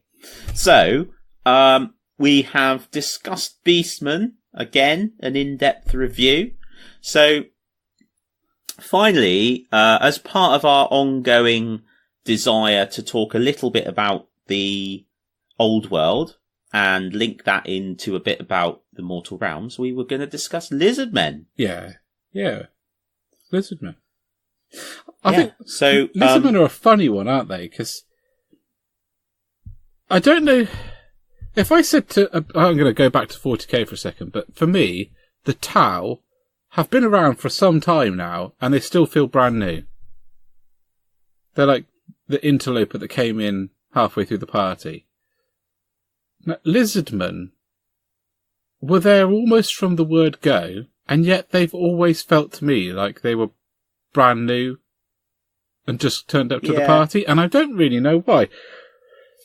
They were the second starters box set that I got was the Bretonnian and the Lizardman, and I loved the Lizardman. In fact, I painted all of the Lizardmen in that box set. Didn't paint the Bretonnians because I wasn't at all skilled enough to do that at the time, but and they had wicked dioramas, right, almost from the first couple of years I was painting and playing in the hobby, with like Empire dudes in Aztec-like halls and pits of snakes, and they're saving the dude from the execution. Do you remember that one? Yeah. I think that's in Warhammer. It is, yeah. And so they've been around really from really very early on, and yet they always felt brand new to me, like they were separate in some way. And I don't know whether that's just because... I don't know. I wondered if it's because Games Workshop cleverly made them feel different from everything else on purpose and put them in a completely different part of the map on purpose, so that they felt separate and alien and different. And yeah, and I think also because they're not humans or human-like. Yeah, they're very different, aren't they? So even like an orc is more relatable than a lizard man. Yeah. So I think that's part of it. Yeah. So, Lizardmen in the old world were down in Lustria. Which is basically South America. Which is like South America, yeah, that part there. Most ancient race. The Slann were like the most ancient beings still alive on the planet, on the old world. And they were created by the old ones. And that was like the only bit of background that for a while crossed over. So like there was Slann in 40k. There was, yeah. That arrived on, and supposedly the Slann in, not Slann, the old ones arrived on their spaceship, like to the old world. But that was like, this is like ages ago, a long time ago, not really important. So at the end, when the old world died, now I was looking up exactly what happened with the Lizardmen when the old world died. I've got a feeling they took off into space. just pack this in. I'm going. Yeah, a little bit like in Hitchhiker's Guide to the Galaxy when the dolphins. These guys are idiots. I'm leaving. Yeah. So long, and thanks for all the fish. That's the situation. So, I quite like the Lizardmen in fantasy. I started out getting a few Lizardmen for fantasy. I think because there was an article in White Dwarf about how to build a Lizardman like temple city thing. Yeah, I remember that. Yeah. And I had a go at doing that. It didn't go out. It didn't go great, but it went a bit. So I did a bit of that. Really nice big model range. They were great when you had the units of 30 of them. 10 wide, 3 deep, lots of attacks. Right up until a purple sun rolled across them all and they all died. Because the purple sun worked on an initiative test and they were initiative 1 or something like that. And it was just like, oh, for goodness sakes. I can remember poor Dan Wasley was trying to branch out from his Wanderers. And he set up his army, and I think it was Tom. Might have been Tom, rolled a purple sun down the whole flipping side, and they were all dead. Just everything gone.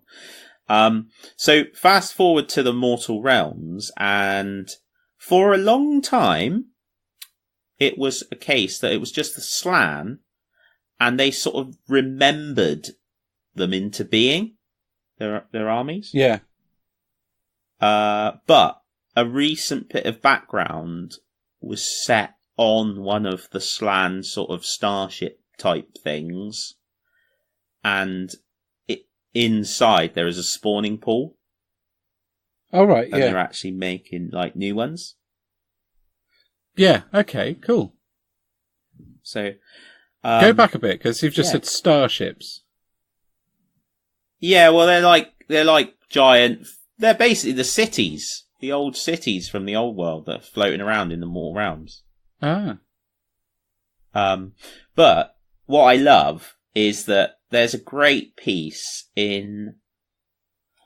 I'm looking over at it now. Balance of Power, which was the second book in the Mortal Realms campaign when Age of Sigmar came out. And there's a bit where Scarbrand and a demon army are like rampaging through some woods, and they come across just a single Slann, and he just blinks a couple of times, and then a flipping ton of Lizardmen just appear and start annihilating stuff. And their armies are formed around constellations. It's all very astrological stuff. And my best advice would be buy the book and read it, because listening to me is getting nowhere. So I'm just going, I think they're not any. They're not something that I know much about in Age of Sigmar, so I'm quite excited to explore them. But I have liked their new kind of feel, that they're like good demons in a sense. They come when they're needed. Well, they're described in some of the background, like when they get cut and stuff, like Starlight comes out. So I just think that's awesome. Yeah. The only thing I have against, like, which, to be honest, I mean, you can change this with the way you paint them, but I don't like it when they're all different colours. Like loads of different colours. Now that they're like these star demon things. All right. I almost feel like they should be one, almost like ghosts are. Okay, yeah. Well, then you should collect an army and paint them like that. Well, no. No? No. Lame. I wouldn't mind. I don't have anything against pretty much any army. But I got plenty of things to be doing. Yep. But there you go. Another well thought through chat about something. Yeah, I'm kind of hoping that the Lizardmen get a second look sometime in the near future.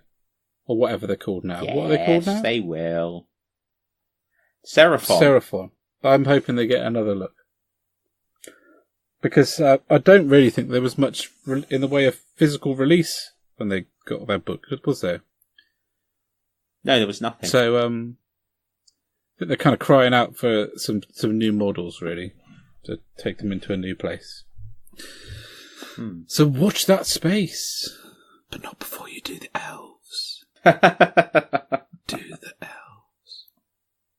Right, so shall we move on to Hail to the Community? Yes, we shall. Excellent. We'll see you on the other side.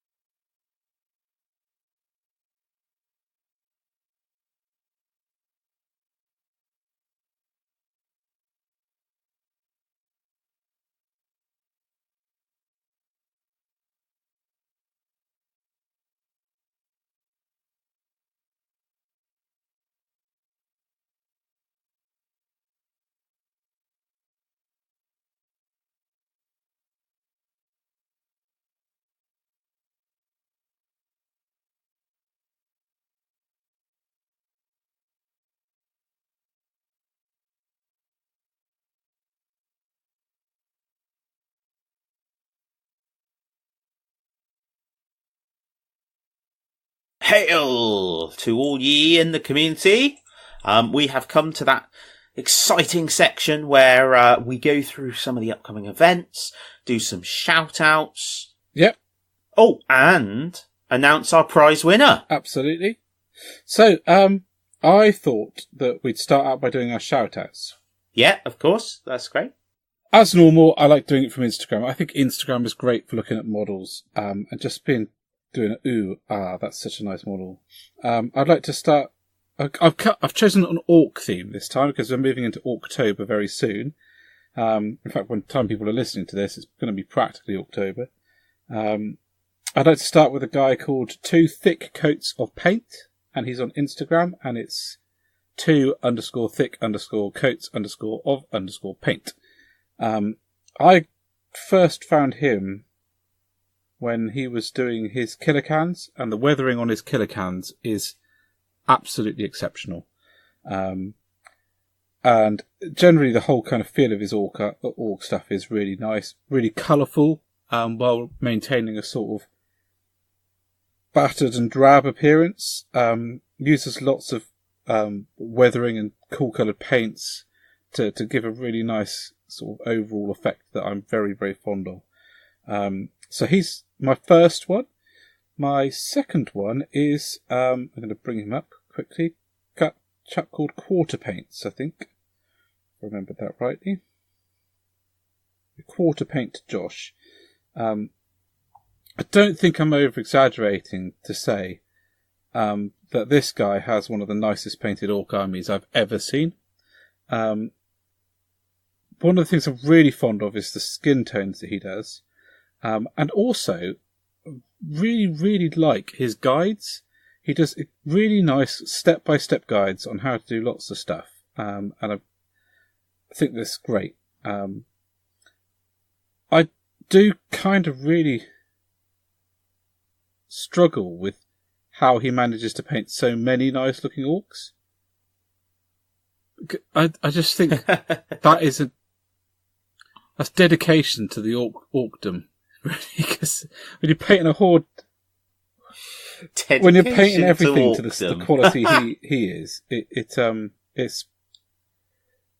just takes effort, like real effort, to do horde armies to that quality. So I really strongly recommend him. And not only is he good at orcs, his other stuff is good too. So I just thought I'd throw in two orcish ones, and I can't wait to see what they guys.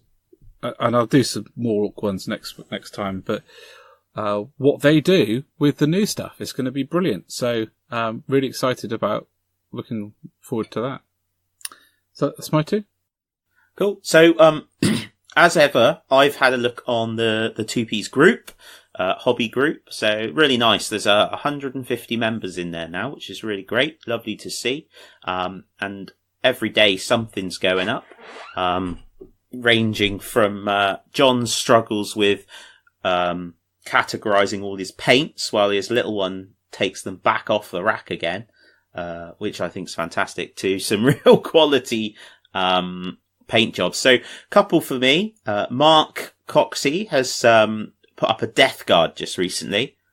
Really, really nice. Death Guard, you can go quick and dirty and fast with Death Guard, but you can also put a bit of time in, and this one looks really good. So definitely check that out. And Josh Gifford, who always turns out some wonderful stuff. An Iguan Slaver. So I'm not sure where that's actually from. But it looks really nice. It's green as well, dude, to fit in with your orc theme. He does a lot of random stuff. Which is one of the reasons why I love following him, actually, because, and he's on Instagram as Gift Paints.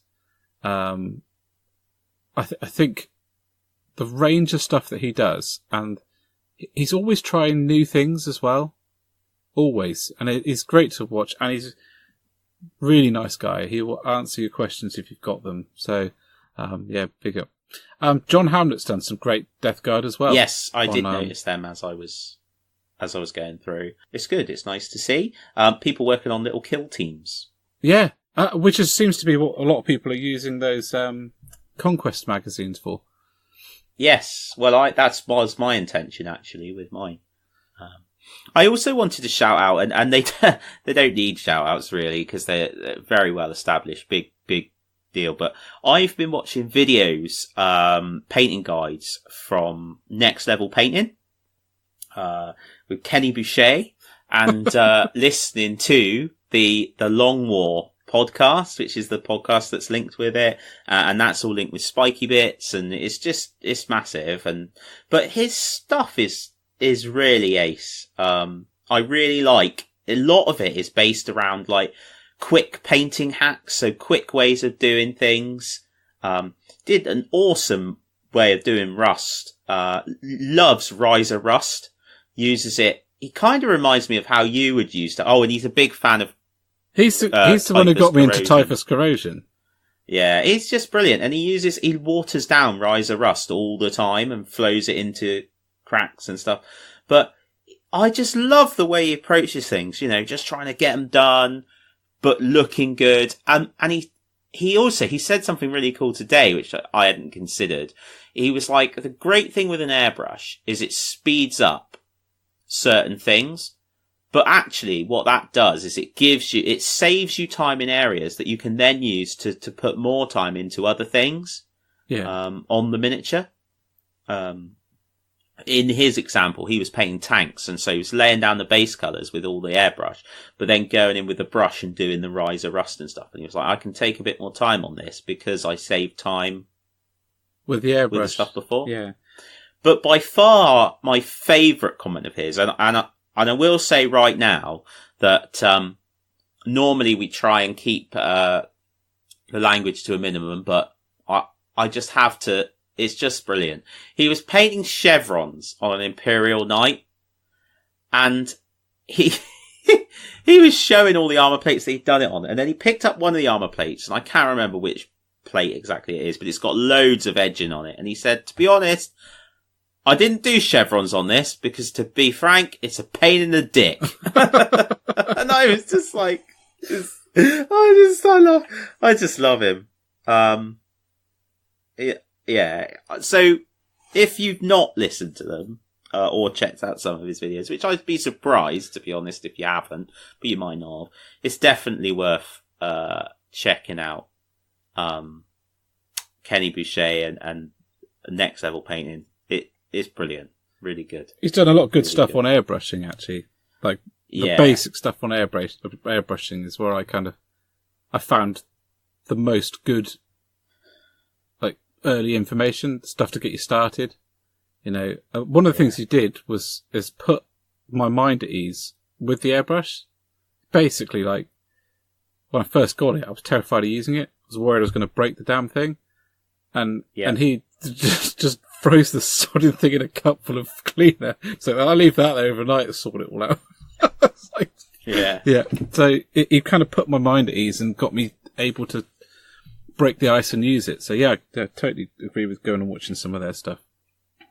Yeah. Cool. So on to the calendar. Should we do our competition now? You want to do our competition? I do. Now? Yeah, I do want to do our competition. So I was really excited about this. It's a great idea that came out of an interaction on our hobby forum. Two guys challenged each other and did a fantastic job very quickly. And we thought, well, this is such a good idea. Why don't we expand it to everyone and give everyone a chance to have a go?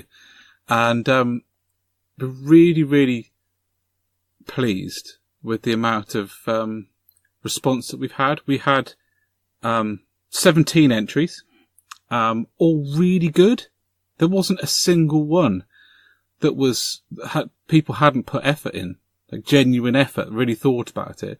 It took us a whole day, and that's not an exaggeration, with the two of us, a Golden Demon winner, a Golden Demon finalist, and a Games Workshop staff member, all five of us, whittling away, to come up with a consensus. That's not an over-exaggeration, is it, Dan?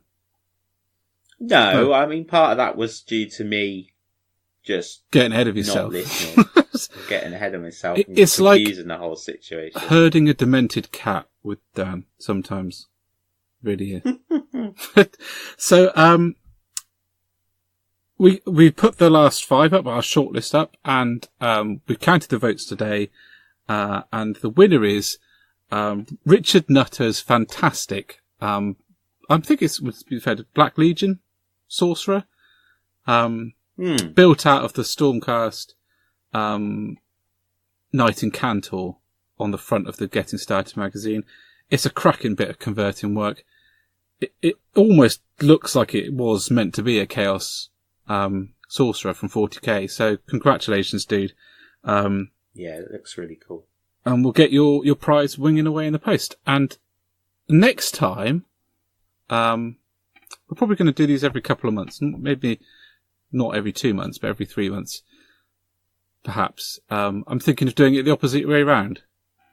So getting a Chaos model and making it into a loyalist. Oh my goodness. Which is a bit more of a challenge, but we'll have a think. We'll have a chat about any suggestions for the theme for the next one. Just buzz us an email or a message, because be pretty cool. It has been distressing to watch Stormcast being lowered to into Nurgle. I think converting Space Wolves into demons. Uh-huh. Yeah, I can see that working. They're almost there anyway. Yep, well, pretty much, yeah. It's scary enough. Right. So, calendar time. What date is it, Dan? 24th. I can't believe. Well, before you launch into your calendar, I just want to highlight a couple of events that have come to mind up at Curtain Games. So you guys will have heard us talk about Curtain Games a bit. We really like the venue. It's really, really cool. And the guys up there are ace. So they've got a couple of things they wanted us to talk about. So the first thing was a Shadespire Championship. So that's coming up real soon. That's actually going to be this Saturday by the time you guys listen to this. And it's Nightvault release day, which is a surprise, a coincidence maybe. But Catacombs of Curtain 4. So that's their next Shadespire Championship. So it looks like those guys... That's number 4. So they're doing 4 a year. That's quite cool. Well, they've done some great... Marcus will know. Yeah, Marcus has been up to almost all of them, and it has an absolute ball. And the crowd that go up and do it are great, and they're excellently run. So he practically drags me. I have to hold on to the door frame, otherwise he'd pick me up on the way past. To go up and do those. The only reason I haven't really is because it's just family things and other things that I have to do. There was another one, wasn't there? Exeter Bowl. There is. X Bowl 5. So that's on the 13th of October. It's a long running Blood Bowl tournament, but the guys there, at Curtain have just taken over running it. So, and it's the first of the NAF Southwest Championship events in the season. So I'm sure if people are really into their Blood Bowl, they would know what that meant. I have a vague idea from my stunning grasp of sports of what that probably means. But if it's, it's great that these guys are taking that over. So that's the 13th of October. So make sure if you're into your Blood Bowl, you look that one up as well. So there we go. Those are the 2. Excellent. Right. That's October. We want September. So, again with the next one, which will be the day after this is released, but I cannot not read this out. So it's their first X-Wing 2 event at Curtain Games, and they've called it Disco Vader 9. Let Qui-Gons be Qui-Gons. Love it.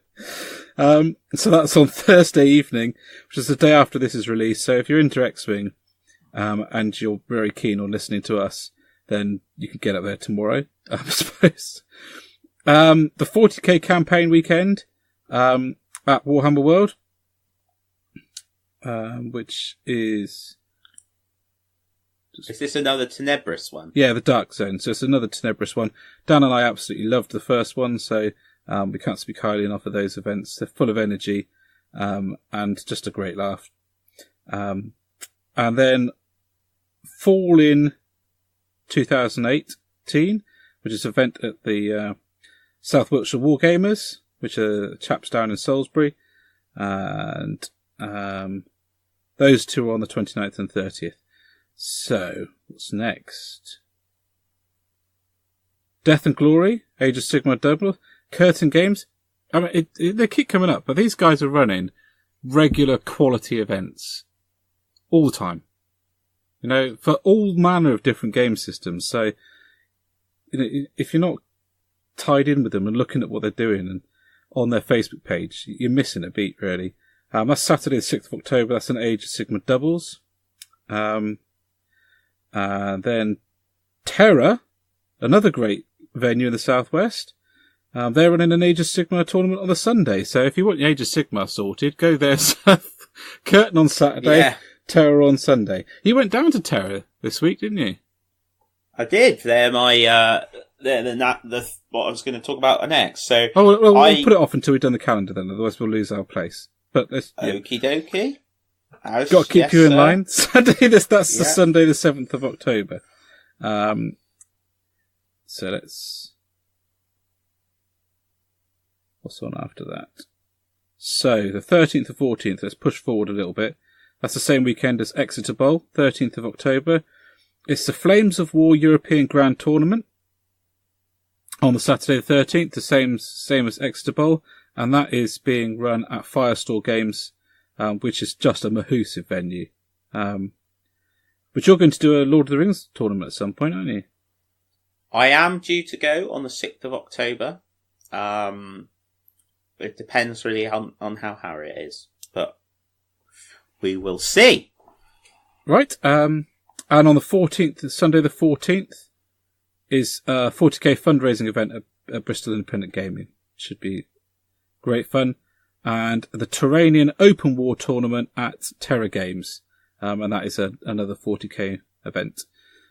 So that's the next couple of weeks. As ever, guys, if you want your event read out or on our calendar, then please let us know. We do try our best. It does wax and wane depending on how busy we've been.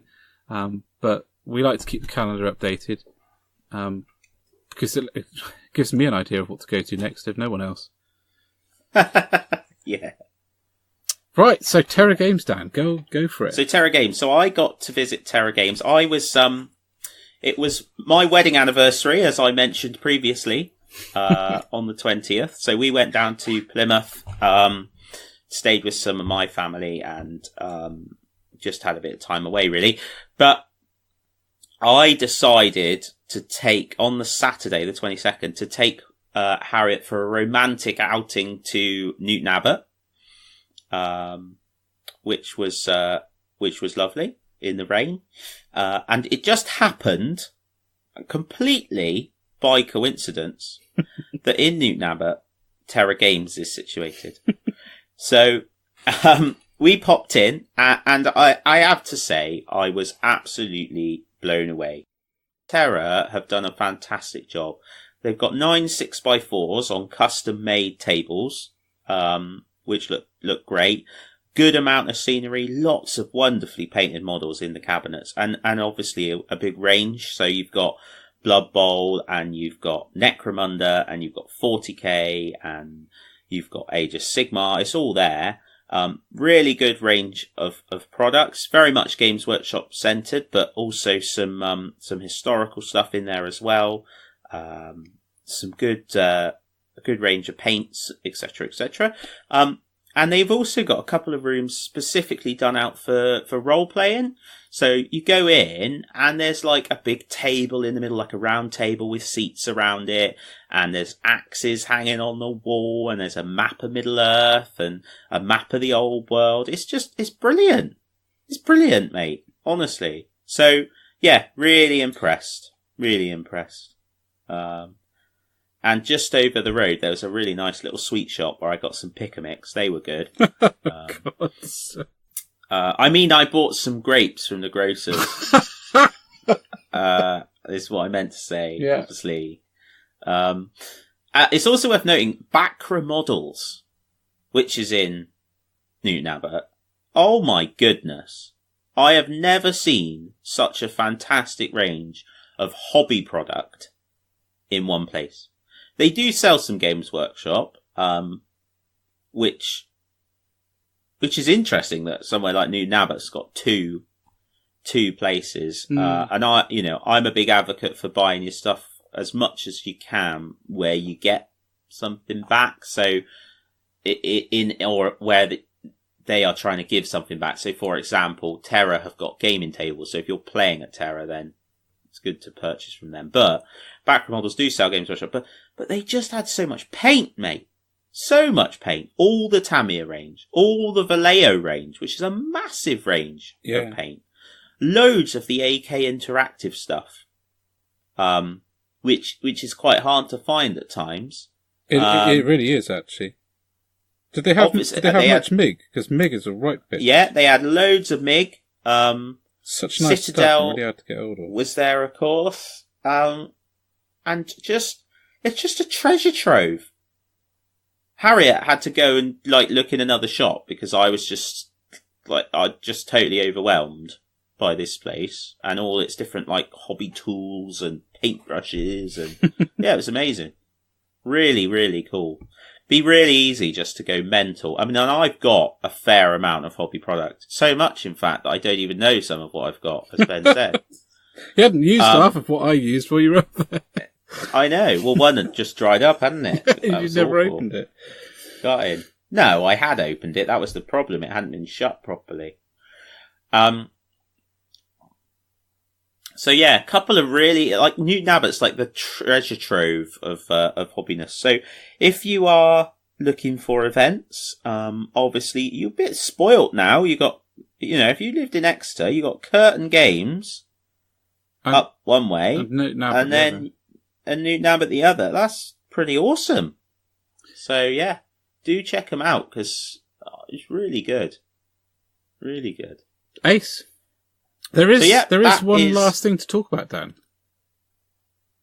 So, after floating the idea, having a long chat about it, Dan and I have set up a Patreon page. We had a long think about how we wanted to set it up and what we wanted to achieve. The long and short of it is that doing a podcast isn't free. We upload enough episodes onto Podbean that we have to pay for a reasonable sized package. The website has its own costs as well. This has always been as much about giving something back to the community as much as we can, as it has been about the two of us having a chat. But one of the things that we were keen to do as much as possible is not put anything that we do behind a paywall. Because there's no point in having a community-based product if people can't access it. So what we've done, if we set up a Patreon, and would invite anyone who wants to help support us, to go on there and take a look, and see what you think. Is there anything you'd like to add, Dan?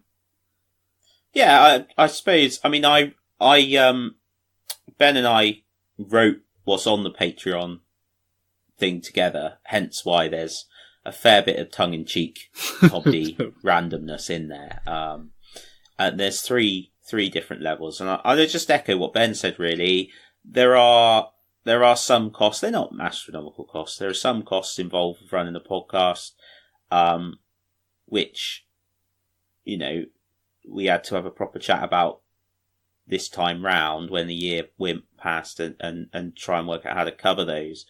And so this, at its most basic level, is just helping us keep doing what we're doing. And we put some ideas of things we'd like to do in the future on there, depending on if people are excited by that and feel that they want to support that. Wonderful. Thank you very much. But, I think equally, everybody that posts, everybody that comments, everybody that downloads an episode, anybody that tells their mates, you're all contributing and helping, and that's fantastic. So yeah, we really, really, really appreciate any support. Yeah, and the Patreon's there because a few people have asked, and we thought we'd go for it. And to be honest, if we get enough Patreon, I'd quite like to build a castle. So. I'm serious. There is an old radio listening station down near Bodmin. That is. Ben, you are obsessed with this radio listening station. It's like a little military base, dude, and it's up for sale, and it would make a brilliant hobby world. Have you even found out how much it is yet? I don't want to phone up. No. It's never going to happen, but mate, if I had a couple of million, I'd do it. A couple of million? Well, it's what it would take to just to do it without hesitation. We better add a couple different Patreon flipping. I can see it costing levels. I could see them costing it 500,000 easy, if not a million. Which means based on what you just said, you intend to invest £1.5 million into gaming tables. Well, no. I reckon it might even be £1 million for the whole, because it's a big property. It's going to cost probably £500,000 to do it up again, because it looks like it's falling apart.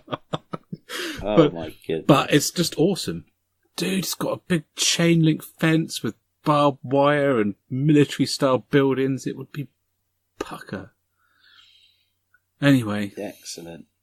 Never mind. Okay, well, that's good to know. So, that's it for community.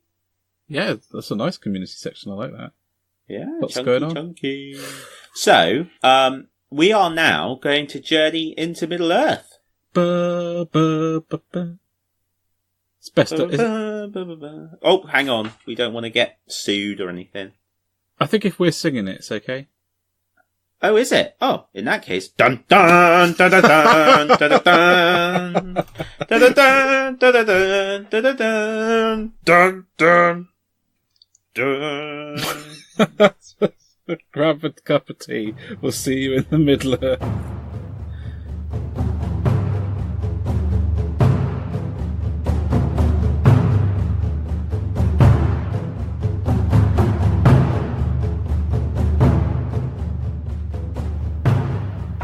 Hi guys, and welcome to our new section, which is Journey in the Middle Earth.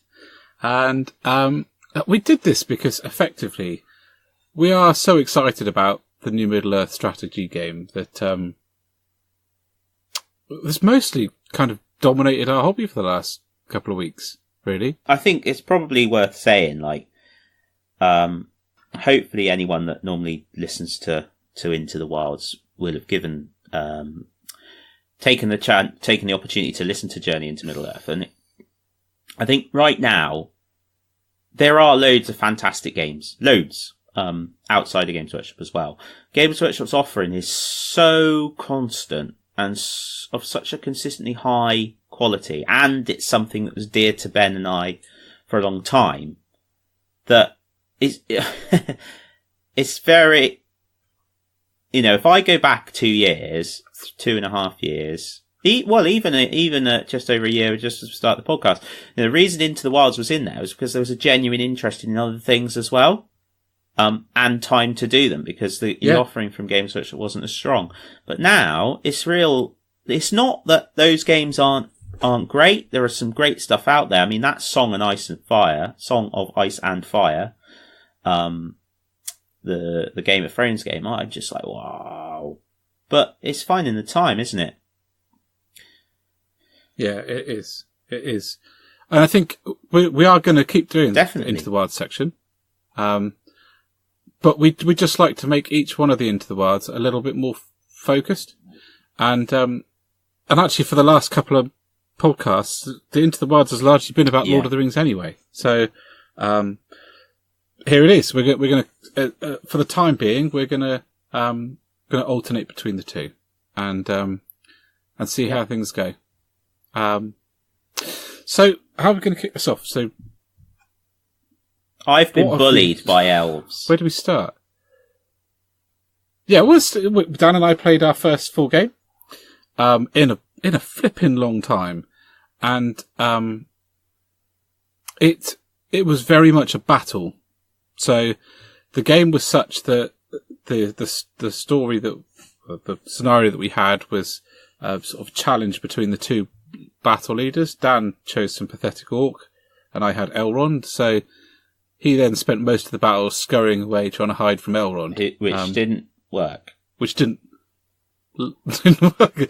But it was cool because I find sometimes that there was enough room. It started off quite close. I mean, you had to have your chaps within not far from the centre of the very centre of the table, and then you'd have to deploy your armies. Your leaders had to be within 3 inches of the centre of the board, and then their warband had to be more than an inch from the enemy, 1 inch, mind you, from the enemy, and within 6 inches of the leader. So very quickly, you could have been into combat first turn. So it was very much a meat grinder. With my battle line of elves, I had to withdraw into a space which I could defend better, because he was flanking me with his wild riders. which didn't really help because the bugs hurt, man. They really hurt. Killing an elf every turn, each one of them, practically, is a tough pill to swallow when you're an elf player because you don't have many people to play around with. Not many models on the table. And every turn you just kept charging. It was killing me until I got priority back. It was interesting, actually. So I was trying out my 500 point list, and I got it in my head that for 500 points I wanted to have quite a lot of orcs, some warg riders, and a couple of lower level heroes, but with heroic strike. So the idea being to try and surround enemy heroes with greater numbers, and then heroic strike to ensure that my fight value was high enough to win the combat. Yeah. But to be honest, and I looked through the scenarios before I built the list, and this specific scenario is probably the weakest list I could have, because it calls on your leader to be a badass, really. And there ain't many more badass than Elrond. There ain't many more badass than Elrond, no. But I was toying with, when I was doing the list, with possibly taking Shagrat. And if I took Shagrat, I mean, he is pretty good. He's very good. If he charges, he counts as a cavalry model for the purposes of being able to knock people to the ground. Ow. And he's got 3 might, 3 will, and 3 fate. Decent defense. So, you know, he's a monster. But he's also considerably more. He's twice the cost, at least, of one of the heroes that I had. But if you had a multiple list, you could paint him up and swap him in for 2 of the. Because I think in the game that we played, you'd have been better off ditching 2 of your characters and going for one more powerful one. Yeah, as soon as Elrond got in base contact, it was over. Yes, I think what you've got to remember though is having enough characters to lead the number of troops you want to take. Yeah, and with orcs, that's an issue, isn't it? Yes. So I'd have to check what level Shagrat is. So for anybody that's listening that's played Lord of the Rings in the past, doesn't play it at the moment, so one of the changes that was made with the new rules that I really, really like is when you build your army, it's a number, your army is made of a number of warbands, and each warband is led by a hero, and depending on what tier that hero is, it influences the number of warriors they can lead, and that ranges from none, in the case of independent heroes, up to 18 for heroes of legend. With, I think, increments there's one at 6, one at 12, one at 15, one at 18. The only exception to that is, I don't know if it's in a specific scenario. I think it might be in the army list for Barad-dûr, where Sauron can lead 24. And that's the only exception. So you have got to have that balance. Yeah. Yeah. Which is fine once you know that. But yeah, it's been a really cool journey for me. We started battle companies, back in sort of March time-ish, I think. And it's almost like we didn't know at the time that Lord of the Rings would have this kind of renaissance. But it's almost worked in perfectly. The battle company's gradually grown. And then that's led straight into building the army as well. But I love the game. I love it. Yeah, it's very tactical. And there's, people joke about it. It is not easy to kill someone. You've got to make the most of opportunities. You've got to think about what you're doing. Because you do have to roll quite highly to kill people. What that does is it slows down the moment by moment of what's going on. So if a turn is roughly a minute, for example, it feels like that when you're playing the game. So the combats that are 6 turns is 6 minutes of fighting. It feels like, it looks like 6 minutes of fighting. The battle lines are being pushed and distorted, and you're enveloping your enemy and you're moving them into the position you want to by forcing them back. And then when they've got nowhere to go, they're trapped, and then you can really pound on them. And there's lots of thinking about it. And when your army unravels, bloody hell does it unravel so quickly. Yeah. When they've got that upper hand, or you've lost a foothold, you will lose so many troops. And in fact, with our game, as it normally is with Evil, once I got down to his point where he was having to make courage tests, it was all over. Yeah, they all started, they had enough then, didn't they? Yeah. But the piles of dead were just ridiculous. It's like 3 elves and Elrond standing around like, go God. We've killed up half of Rivendell. So, yeah, really great. And the thing I love about it is that if you've got the time, and it isn't a short game to play if you play with big armies, if you're playing 1,500 points, you're going to be there for a while. But it works. It really feels like a big battle. But then at the other end of the spectrum, the skirmish is so good. The small level combat is so intricate. And the characters, especially if you're playing a game where you've got multiple characters, you know, there's epic scenarios like Ambush at Ammonhead, all of that stuff. It really works for those nitty gritty moments, like firing past an enemy to get to another enemy, or into a combat, or, you know, making that heroic intervention at just the right time and choosing when to use your will and your might, and you're so good. It really works. So, big fan of it. Really big fan of it.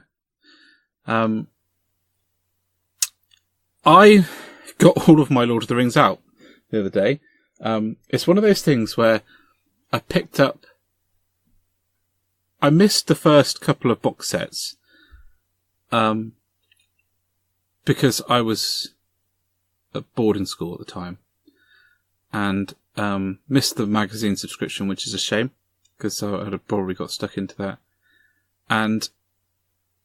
But then when I was working in Games Workshop, I picked up a load of stuff, as you do. I got it all out the other day, and it's just so much stuff, dude. So many little bits and bobs that... but a lot of it's missing things, so I'm going to have to do some sculpting. Like, I've got the Gondor big trebuchet thing, but without the base plate. So there's going to be some building. But I'm really excited about what to do next. And it's actually also been really devastating going through the range, because since we played on Saturday, I've been trawling through the Games Workshop pages looking for what I want to do next. Like actually looking at the Hobbit miniatures. There's some which because there's parts of the Hobbit film which I cannot abide. But there's parts that I really liked. And the elves, a lot of the models of the elves I really did like, apart from the Palace Guard with the weird helmets. I didn't like them at all. And I've been looking at doing those, but in the process of doing that, found so many model kits that I just gone. Not just stuff that from the past. So there is now not for sale any of the Fellowship other than the plastic ones, which is I found really just difficult to stomach, to be honest. I really hope they bring some of those back, because there's some really great sculpts in there that don't need redoing. Ever. You know? No. And I think also, for me, that plastic Fellowship definitely was done at a time when maybe plastic wasn't as strong as it is now. No, because I mean, the Hobbit Fellowship, for lack of a better word, is really nice. The models are really nice. I think it stands up against the Metal Fellowship from the first one. Yes. But the plastic is I'll be honest, I just think it's quite poor. And you wouldn't catch me spending £30 to get it, I can tell you that. No. No. And I but things like... Go on. Okay, I was going to say things like the mounted ring wraiths. They're gone. Yeah. You know, I think that came in a box set with Arwen and Frodo on the horse. Yeah. I just think it's a real shame, and I really hope that those things come back, because I like to think that there's a buzz enough now that people would get them. People would pick them up. I was stood in Games Workshop Truro the other day listening to the kids who were often in there on a Saturday. Same sort of 5 or 6 of them. Absolutely buzzing about Lord of the Rings. And I haven't heard that in years. So I'm hoping that, you know, they do bring this back. And you seem to think that they would, but...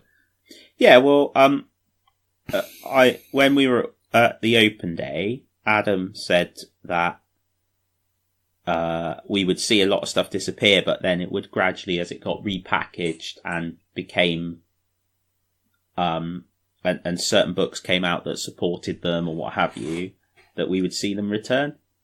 Yeah. That's not to say that you're going to see, like before, where you had 5 or 6 sculpts of Gandalf, and that won't happen. Because that was just craziness. I disagree completely. It won't happen, or it was craziness? I don't think it's craziness at all. I think it's perfectly sensible. I need 5 or 6 sculpts of Gandalf. I need Gimli running, standing, with a cloak, without a cloak, sat on an orc, smoking a pipe, leaning against a wall. I want all of them. Every single one of them. Gimli with him sat on the Uruk-hai, that needs to come back. That was just amazing. Yeah. Boromir. Why would you want a model of Boromir dying, other than it's utterly brilliant? It is, though. It's utterly brilliant. I mean, I can't wait to see them come back. I honestly do, and I really hope they bring them back. One thing that I'd like them to do is release horses. It's very selfish, but I need horses because I've got 6 Royal Guard without horses. How has that even happened? I have no idea. You must have the horses somewhere. Nope. Well, to be honest, mate, it would be cheaper for you to buy a pack of Rohirrim. Yeah, and just throw the riders away. Yeah, thinking of it. Most of the riders would be broken anyway if I buy. Yeah. One of the things I'm really excited about is having a shot of building some proper Lord of the Rings scenery. Oh. Like doing Amon Hen and... Yes, because it's just a completely different approach in many ways. Like, it's more akin to railway modelling. The realism and stuff that you're going for. I know I'm so excited to build some Lord of the Rings terrain, dude. And use, like, the woodland scenics trees and stuff. Yep. Yeah, absolutely. I remember it being so inspired when I saw the terrain that they did for Lord of the Rings. Yeah, I mean, they did a fantastic job. I'm really glad to have got the books in my hands over the last couple of weeks, and I think they've done the changes that they've made to the rules. The ones that I've read so far, like the ones you just described about army structure, but also things like the charts of who should be able to fight who, and were they in the same era? Are you doing something that's out of narrative, and rewarding armies for being in narrative as well. I really like what they've done there quite a lot. Particularly makes the Rohan or Rohirrim a force to be reckoned with now, with their +1 strength on the charge. Yeah, and what's your special rule, Ben? Thingy.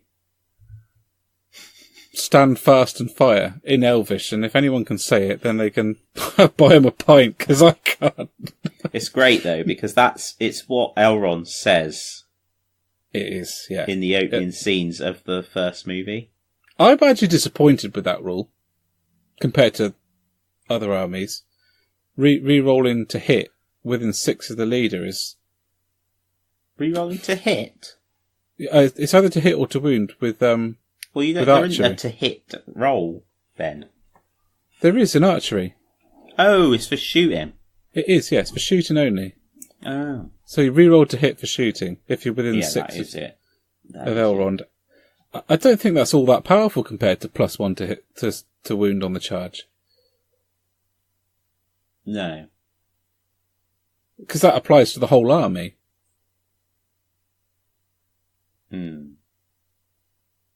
If it was re-roll to hit with shooting across the whole army, then it would be boss. That's probably why they didn't do it, in fairness. Yes. Yeah. Just means your archers are going to be sat around your commander for the whole game. Like a little circle on them. Yeah, a little 6-inch bubble of hate. So when you've done your Mordor, are you going to move on to anything else? No. No, we're sticking with Mordor? I really want to move on to everything else, to be honest. Yeah. Particularly fiefdoms. Oh, of Gondor? Yeah.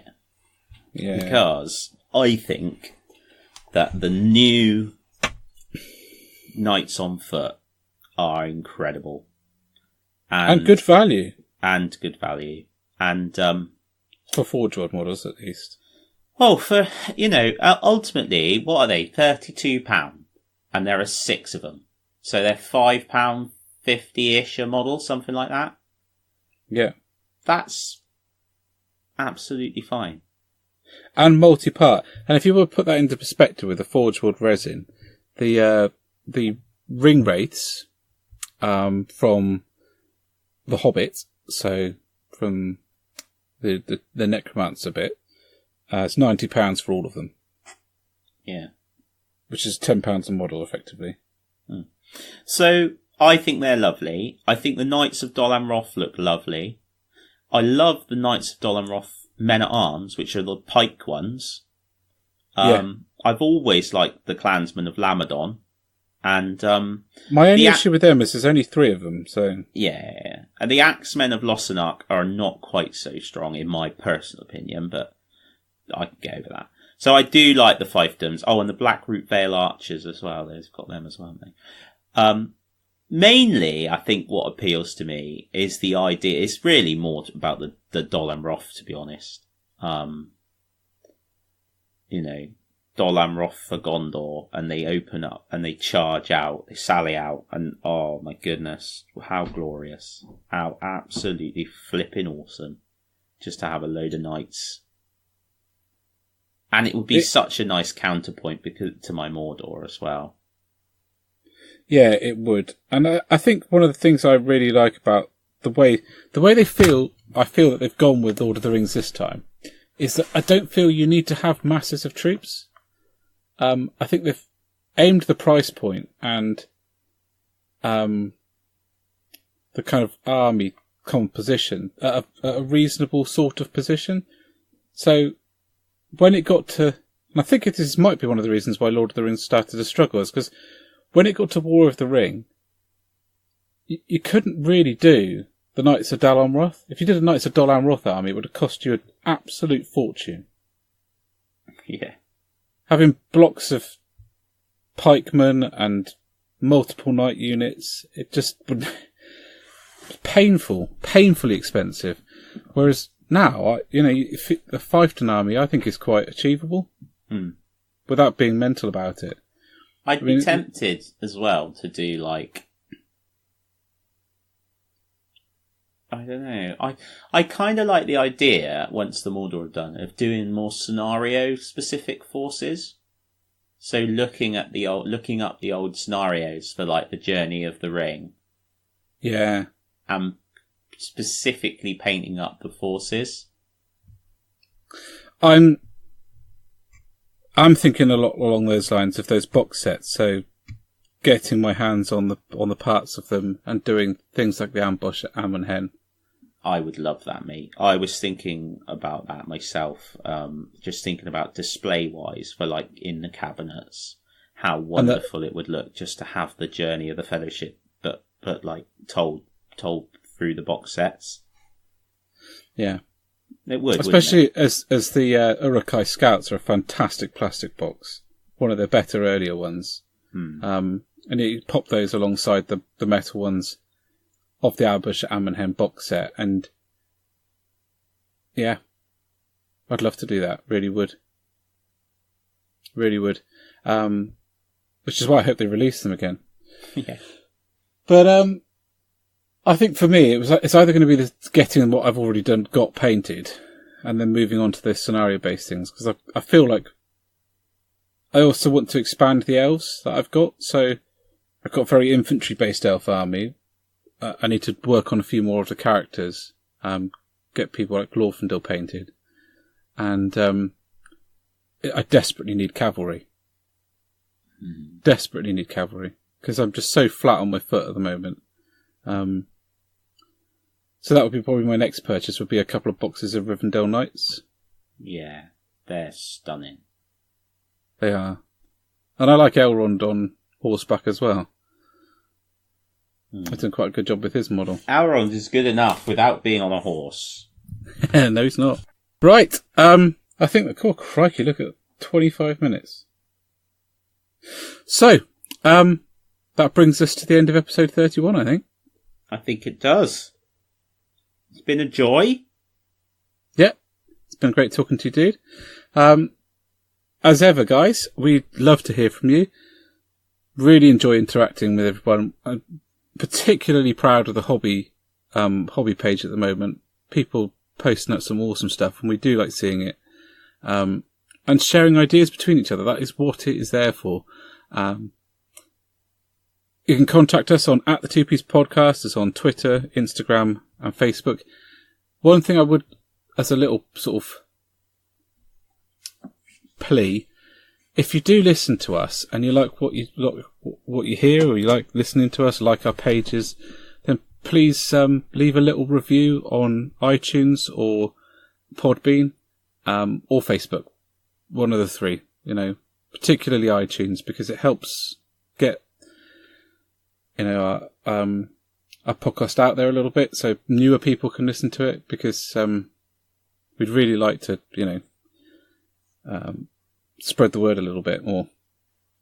Yeah, the more people, I suppose we hope that through our natterings we inspire people or help them, or if we don't give them a piece of advice that's particularly helpful, at least inspire them to go and find some good advice. So it's great. The more people that can listen, the more that can happen. So yeah. Awesome. So have a nice couple of weeks, guys, and we'll see you for episode 32. And catch you then. Bye.